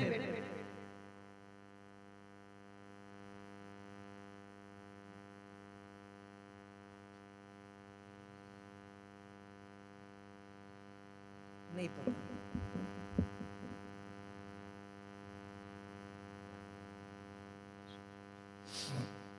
इसीलिए कहते हैं कि मदरसे में डालो, आलिम बनाओ। 3 बेटे थे, मैंने कुछ दिन पहले बताया था कि अब पूछा जाए कि कौन सा क्रिकेटर रिटायर हुआ है तो फौरन जवाब दे देंगे। यह हमारी कौम की कम नसीबी है, इल्म दीन से दूरी है।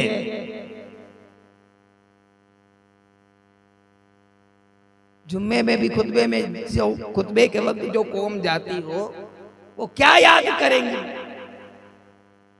वो क्या सीखेंगी। 3 बेटे थे, कितने? पहले का नाम अब्दुल्ला बिन हसन, आप बोलते रहो साथ में, अब्दुल्ला बिन हसन। दूसरे हसन मुसन्ना बिन हसन और तीसरे कासिम बिन हसन। 2 बेटे मैदान करबला में शहीद हो गए, हजरत अब्दुल्ला बिन हसन और हजरत कासिम बिन हसन। और एक मनधरक रिवायत चली है कि हजरत कासिम की शादी वहां हुई। अरे करबला कोई शादी हॉल था, मेहंदी हुई, इमाम कासिम की मेहंदी। अफसोस की बात तो यह है कि कल एक मैं वीडियो देख रहा था कि हिंदुस्तान के शहंशाह की बारगाह में भी यह काम हो रहा है, मेहंदी का। जी, ये कहां से खुराफात निकाले? अरे जिनके पास, आप जाहिरी तौर पर बताइए, बगैर पानी के मेहंदी बन सकती है? बगैर पानी के अगर कोई माई का लाल आज यहाँ, मैं पूरी रात यहाँ बैठने के लिए तैयार हूं, बगैर पानी के कोई मेहंदी को पिघा के दिखाए मुझे। करबला में पीने के लिए पानी नहीं, 6 महीने के असगर के लिए पानी नहीं, तो मेहंदी के लिए पानी कहां से आएगा? तुम्हारी राज़ियत इतनी बढ़ गई।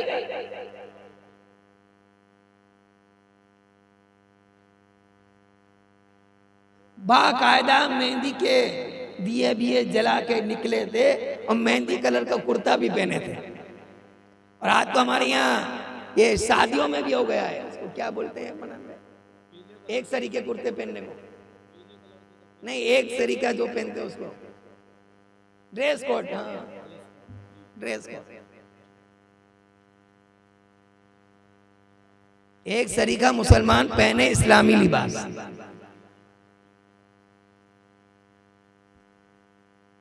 हाँ, हजरत सैयदा बीबी सखीना से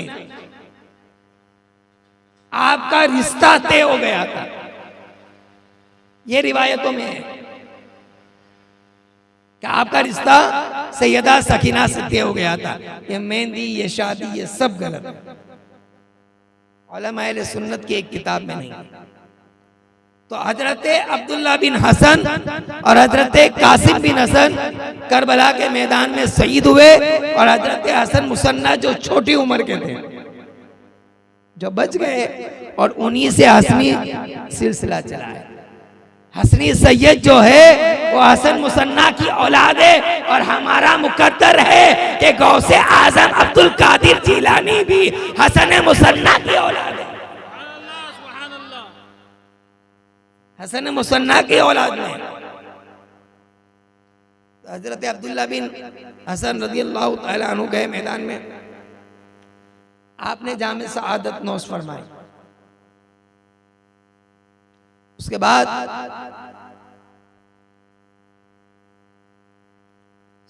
सरकार सैयदना इमाम कासिम रज़ियल्लाहु ताला अन्हु निकले और कहा कि चचा अब मुझे इजाजत दो। और चेहरा ऐसा नूरानी था कि यजीदी खुद कह रहे थे कि 14वीं का चांद चमक रहा हो, ऐसा नूरानी चेहरा। जब आए चचा के पास, इमाम अली मुकाम की आंखों में अश्कबार आंसू आ गए। कहा बेटे तुम मेरे भाई की निशानी हो, मैं तुम्हें कैसे इजाजत दूं? कहा नहीं चचा, अब्बा ने कहा था कि हुसैन के नाम पर सर कटा देना, जान लुटा देना। कहा तुम मेरी बेटी की अमानत हो, मेरी बेटी से तुम्हारा रिश्ता हुआ है। परवाह नहीं की, बहुत इसरार और मन्नत की है, आपको इमाम हसन पाक ने इजाजत दी। रिवायतों में आता है कि एक बात खुसूसियत के साथ इमाम कासिम जब मैदान करबला में गए तो तलवार में माइन भी नहीं थी और कोई खिरका वगैरह नहीं, सीधा सादा कुर्ता पहने हुए और मैदान करबला की तरफ निकले। यजीदी देखकर कुछ देर के लिए पिघल चुके थे, हुस्ने कासिम को देखकर पिघल गए।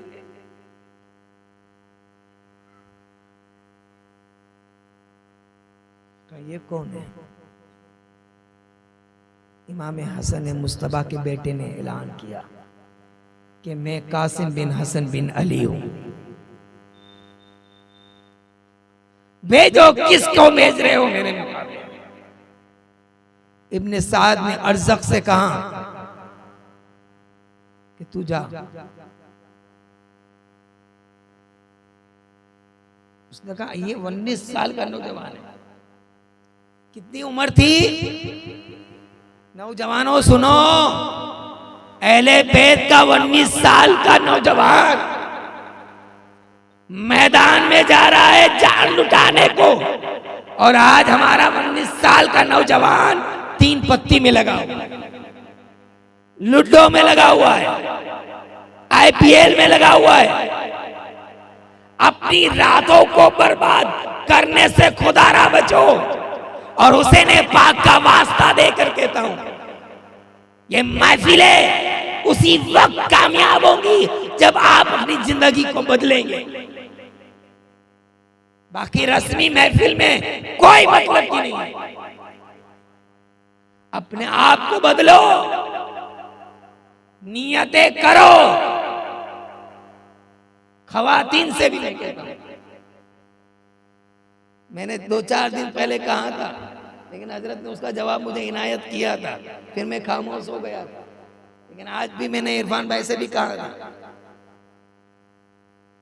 कि कम से कम आखिरी दिन से पहले पंचतन पाक की निस्बत से 5 ऐसी बच्चियां चाहिए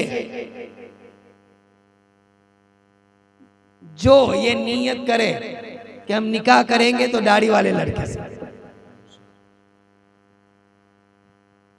और शादीशुदा है और उनके शौहर दाढ़ी मुंडा है,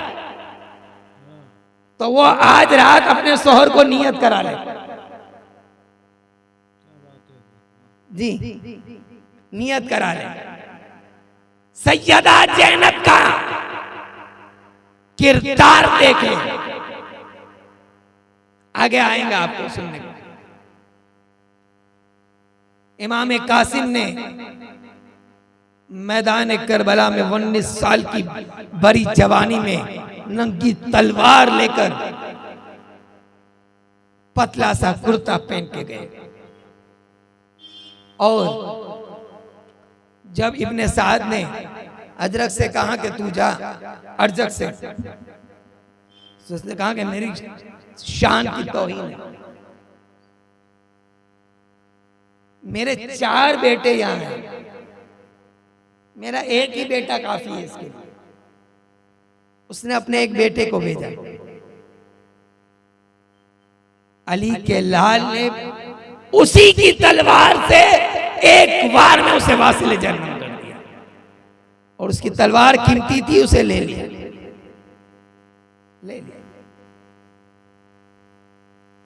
उसके बाद उसका दूसरा बेटा आया, मेरा भाई तलवार लेके गया था और कासिम तलवार का माहिर लग रहा है, अब नेजा लेकर जाता। ये नेजा लेकर गए और वार करना शुरू किया। रिवायतों में आता है कि आपने उसका ऐसा एक नेजा मारा और उसके पेट में नेजा डालकर नेजे के बलबूते पे उसको उठा लिया। इमाम कासिम ने नेजे समेत उसके जिस्म को उठा लिया और फिर नीचे फेंका तो उसके हजरते कासिम के ऊंट ने घोड़े ने उसको लोहे लुहान कर दिया और वो वासिले जन्नत हो गया। तीसरा बेटा आया, उसको वासिले जन्नत किया। चौथा आया, उसको किया। आखिर में बाप ने देखा कि मेरे तो चारों बेटे चले गए, मेरा वंश खत्म हो गया, मेरा खानदान खत्म हो गया। आग बबूला हो और निकला।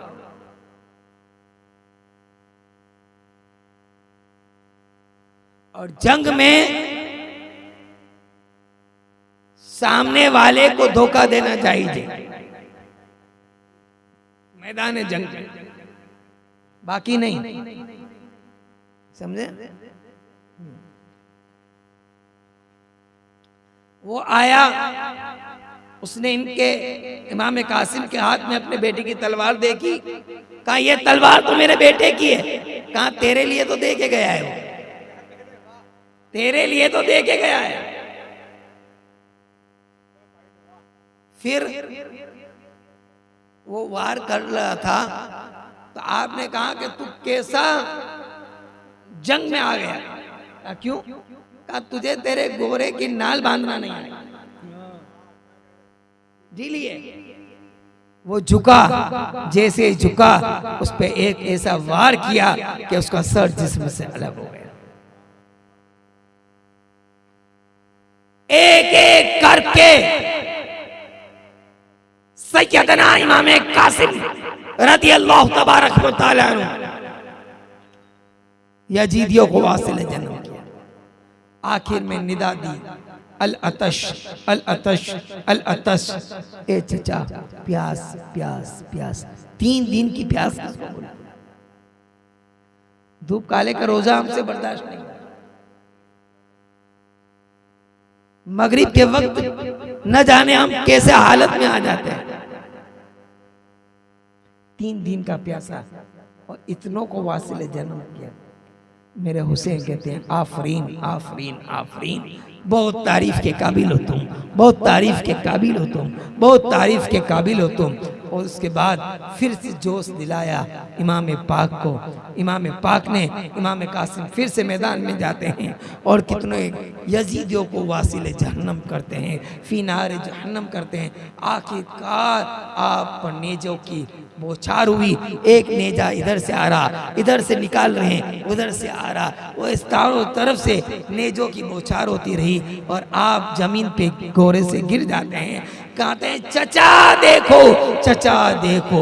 इमाम पाक तशरीफ लाते हैं और इमाम पाक ने सरे कासिम को अपनी गोद में लिया, लोहे लोहान सर को साफ कर रहे हैं। इमाम कासिम ने कहा चचा मेरी कुर्बानी कबूल है कि नहीं है?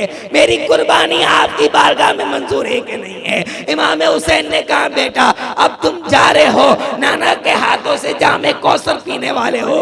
मेरे भाई हसन से कहना कि अपने भाई हुसैन को माफ कर देना। मैंने अपने चचाओं ने का हक अदा नहीं किया है, मैंने आपकी कोई देखभाल नहीं की है, मैंने आपका कोई ख्याल नहीं रखा है। कहा चचा ऐसा मत कहो, बस मेरी कुर्बानी कबूल है कि नहीं है? ऐसा कहकर हुसैन पाक की गोद में आपने दम तोड़ दिया। इन्ना लिल्लाहि व इन्ना इलैहि राजिऊन। इतनी बड़ी अजीम शहादत इमाम हसन मुस्तफा के बेटे से, भाई के बेटे की शहादत देखकर बहन के दिल में तरफ आई। सैयदा जैनब इमाम हुसैन के पास आई। बहन का किरदार कैसा होता है देखिए। करबला में सैयदा जैनब ने दिखाया कि बहन कैसी होती है, बहन का किरदार कैसा होता है।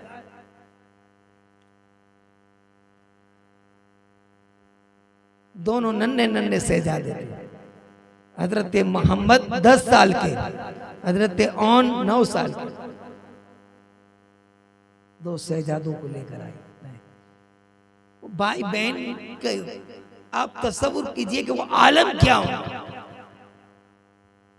कहीं मदरसे में भेजने के लिए नहीं लाई थी भाई, कहीं कॉलेज या यूनिवर्सिटी में भेजने के लिए नहीं लाई थी। मैदान करबला में जामे शहादत पिलाने के लिए लाई थी।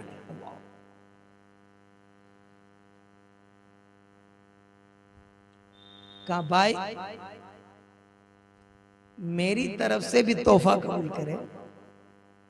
अंदाज देखिए, मेरी तरफ से तोहफा कबूल करिए। कहा क्या कह रही हो बहन? कहा मेरे छोटे छोटे शहजादों को रंग में जाने की इजाजत दी जाए। कहा ये बच्चे हैं, तुम्हारी निशानियां हैं, मैं अपने भांजों को कैसे कुर्बान करूं?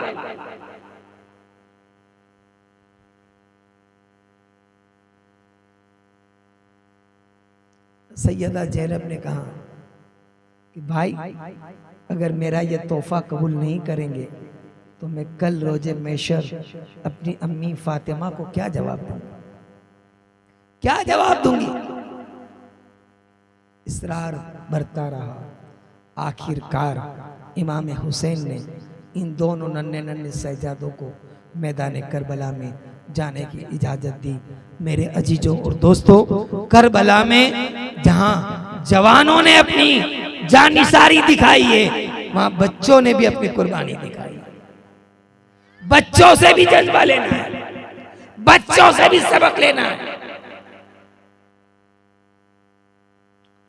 दोनों बच्चे गए,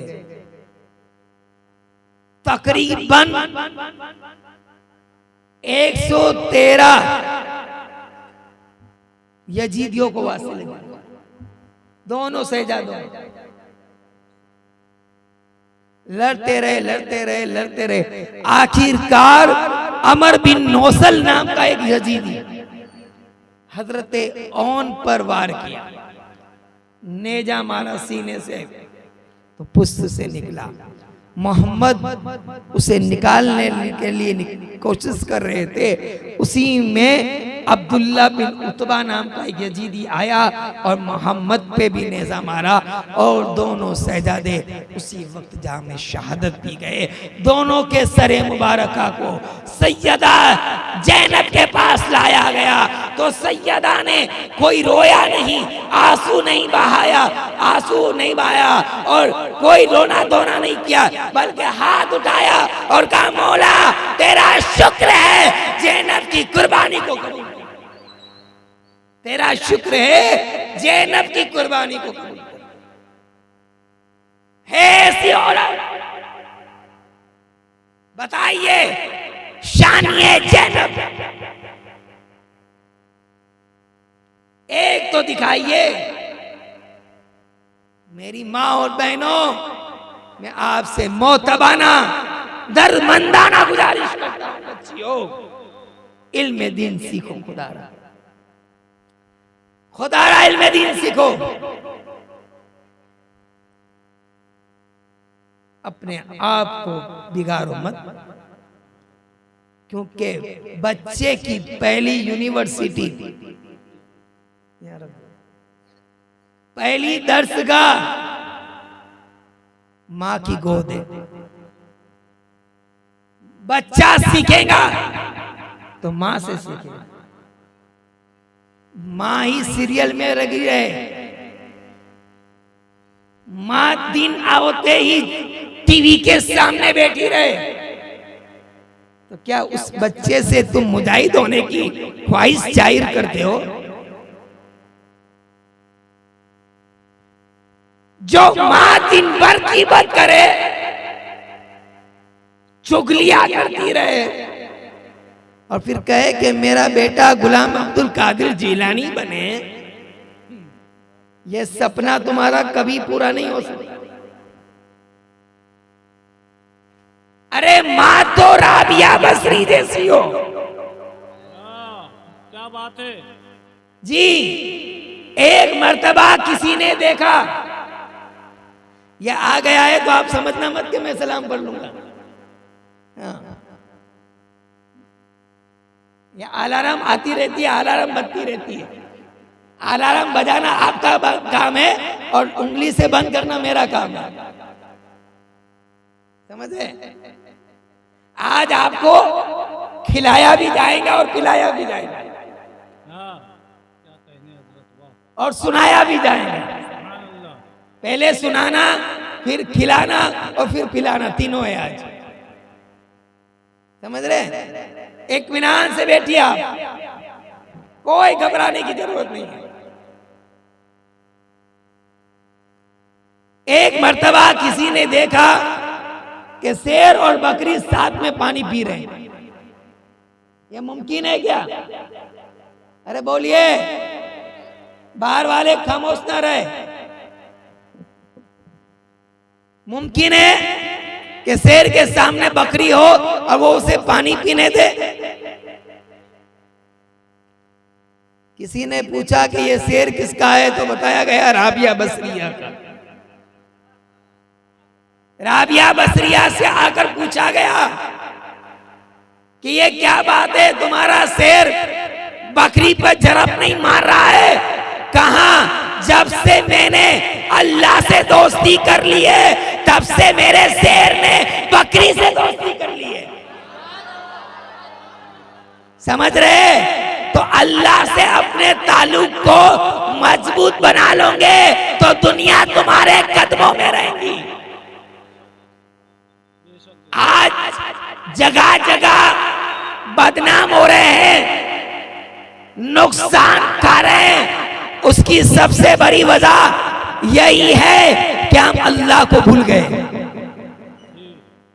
अल्लाह को भूल गए। ये शान राबिया बसरिया की। तो मेरी माँ और बहनों, आप राबिया बसरिया के किरदार को अपनाओ,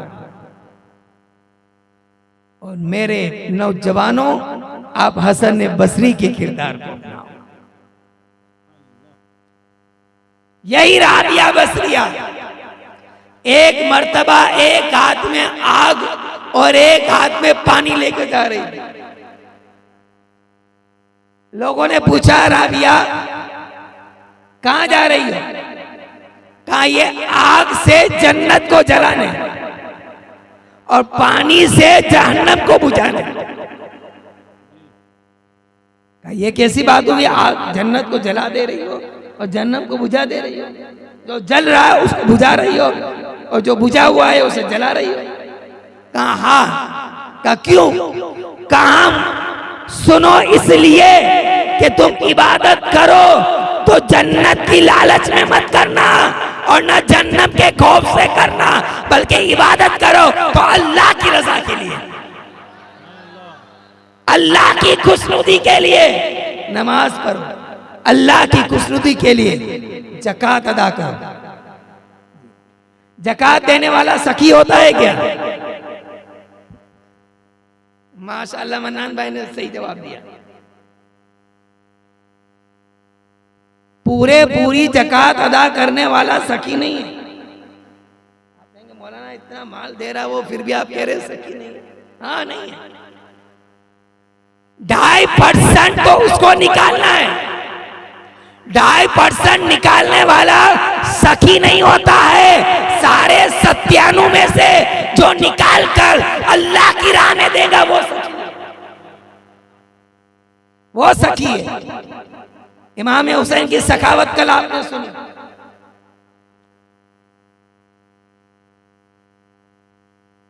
है ना? आया है क्यों? कितने? एक 13 हो गए ना। साबिर पाक की निस्बत मिल गई। 13 लड़कों ने अपने चेहरों पे दाढ़ी रखाने की नियत कर ली है। नाराए तकबीर, नाराए रिसालत, नाराए हैदरी, फैजान शौदाए करबला, मसलके आला हजरत और 14वीं मुफ्ती आजमीन की। और अभी उर्स भी आ रहा है 2-3 दिन के बाद ही। तो मैं कह रहा था कि सारे 97 में से जो निकाले वो सखी होता है। और जब आकाए दो जहां सल्लल्लाहु अलैहि वसल्लम ने मस्जिद नबी शरीफ की मस्जिद की जमीन लेने के लिए ऐलान किया, तो सबसे पहले जो माल निकालने वाली जात थी वो सैयदना सिद्दीक अकबर की थी। अल्हम्दुलिल्लाह, मैं नाम नहीं लूंगा। हमारे एक भाई ने जो यहाँ मस्जिद का तामीरी काम हो रहा है उसमें 5,000 रुपये देने का कहा है। सुभान अल्लाह, सुभान अल्लाह। तो सिद्दीक अकबर ने सबसे पहले, तवज्जो चाहता हूं, सरकार सिद्दीक अकबर ने सबसे पहले मस्जिद नबवी के लिए चंदा दिया जमीन के लिए, और उसका फायदा क्या हुआ? उस दिन से लेकर आज तक और कयामत तक मस्जिद नबवी में कितने लोग नमाज पढ़ते होंगे? 16 लाख पर डे ना, पर डे 16 लाख। 1400 साल का जमाना गुजरा, आज तक सिद्दीक अकबर के नामे आमाल में सवाब लिखा जा रहा है। सिद्दीक अकबर के नामाए आमाल में सवाब लिखा जा रहा है। तो मैं ये ख्वाहिश जाहिर करता हूं, और मेरा हक भी इतना बनता है कि आप में से भी कोई ऐसा फर्द निकले जो पंजतने पाक की निस्बत से अपनी हैसियत से, मैं कोई अमाउंट आपके सामने नहीं कह रहा हूं, अपनी हैसियत से मस्जिद आपके पड़ोस की है, आपके मोहल्ले की है, और तामीरी काम रुका हुआ है, तामीरी काम रुका हुआ है, तो आप हजरात से मेरी मोतबाना गुजारिश है कि आप हजरात उसमें ज्यादा से ज्यादा हिस्सा ले लेंगे। बोलिए हाँ। इमाम हुसैन का जिक्र हो रहा है। इमाम हुसैन के बाद के इमाम जैनुल आबिदीन रज़ियल्लाहु ताला कौन है? बोलिए। आप 5 मिनट तवज्जो इधर रख लीजिए अल्लाह के वास्ते। मैं इमामों का जिक्र करना चाहता हूं, और छूट जाएगा तो मुझे भी अफसोस रहेगा और आपको भी रहेगा। मैंने आपको कल भी कहा था, परसों भी कहा था, कल वक्त नहीं रहा मेरे पास। हजरत इमाम जैनुल आबिदीन रज़ियल्लाहु ताला अन्हु का नाम हजरत अली है। क्या है? अली औसत। और आपकी कुन्नियत अबू मोहम्मद है, और आपकी विलादत बासआदत 33 हिजरी में हुई। आपकी विलादत बासआदत हिजरत के 33वें साल हुई जी। और हजरत जैनुल आबिदीन, आपका लक़ब जैनुल आबिदीन क्यों हुआ? बहुत इबादत करने वाले। मारूफ वाकया ये है कि एक मर्तबा आप नमाज में थे और एक बहुत बड़ा सांप आया, आपके पांव की तरफ था, आपकी तवज्जो नमाज से नहीं हटी, यहां तक कि आपके पांव से पूरा लिपट गया, पूरा लिपट गया, आपकी तवज्जो हटी ही नहीं। डांस लिया तो भी आपकी तवज्जो नमाज से नहीं हटी, तो लोगों ने आपको जैनुल आबिदीन का लक़ब दे दिया। लोगों ने आपको जैनुल आबिदीन का लक़ब दे दिया। और जब हजरत जैनुल आबिदीन रज़ियल्लाहु ताला अन्हु वुज़ू फरमाते थे तो आपका चेहरा वो अफसुर्दा हो जाता था और जिस्म में कपकपी तारी हो जाती थी। जब आपसे इसका सबब पूछा जाता, जरा गौर से सुनना, जब आपसे इसका सबब पूछा जाता कि आप वुज़ू करते हैं तो कपकपाते क्यों हैं, थरथराते क्यों हैं, तो आप फरमाते कि तुम जानते हो मैं किसकी बारगाह में हाजिर होने के लिए, मैं किसकी बारगाह में हाजिर होने के लिए जा रहा हूं। एक रोज का जिक्र है, हजरत जैनुल आबिदीन रज़ियल्लाहु ताला अन्हु की ऊँटनी चलते चलते रास्ते में कहीं कुल्ली करने लगी, के करने लगी, उल्टी वॉमिट करने लगी। आपने असा दिखाया तो वो खड़ी हो गई, असा दिखाया तो खड़ी हो गई। ये तमाम फजीलतें सरकार सैयदना इमाम ज़ैनुल आबिदीन रदियल्लाहु ताला अन्हु की थी। आपकी विलादत मुबारका सफर महीने की 3 तारीख जुम्मतुल मुबारका के दिन पैदा हुए। सफर की 3 तारीख जुम्मतुल मुबारका के दिन पैदा हुए और आपका विसाल कि में आपकी उम्र शरीफ 41 साल की थी। जब आपका विसाल हुआ तो आपकी उम्र 41 साल की थी और आपका विसाल मदीना शरीफ में हुआ। जन्नतुल बकी में आपको दफनाया गया। इंशाअल्लाह तबारक व तआला जिंदगी ने वफा किया तो कल हजरत सैयदना इमाम बाकिर रज़ियल्लाहु ताला अन्हु के हवाले से आखिरी में गुफ्तगू होंगी। आप लोग घबराइए मत, मैं वक्त ज्यादा ले रहा हूँ, वक्त में ज्यादा ले रहा हूं मुझे भी पता है, लेकिन मेरा मकसद यही है कि आप कुछ सीख के जाए। आप क्यों आ रहे इसके लिए बोलिए नहीं नहीं, तो कुछ सीख के जाए। यही मेरी कोशिश रहती है और यही हर एक की कोशिश रहनी चाहिए और आप लोगों की भी कोशिश यही रहनी चाहिए कि हम आ रहे हैं तो कुछ सीख के जाए। फिर 10 दिन के बाद मौका नहीं मिलेगा। हाँ, मैंने जो बीच में भी आपको बताया और हजरत ने याद दिलाया है तो एक बार फिर से रिपीट कर देता हूं कि कल और परसों का रोजा जरूर रखें। हुसैन पाक 3 दिन भूखे रहे थे, हमें 1 दिन रहना है, रात भी नहीं, सिर्फ दिन में रहना है। कल के रोजे की बहुत बड़ी फजीलत है, आसुरे के दिन की फजीलत इंशाअल्लाह ताला कल की रात में बयान होंगी। बस मैं अपनी गुफ्तगू को यहीं सिमट रहा हूँ। कहने के तो बहुत सारी बातें हैं, बहुत सारे बयानात हैं। इन आइमा का जिक्र, इन इमामों का जिक्र, इन शौदा का जिक्र हम इस मुख्तसर से वक्त में क्या कर सकते हैं? हमारी बसीरत क्या है? बस ये इनका करम है कि हमें बुला लेते हैं, इनका करम है हमें बुला लेते हैं।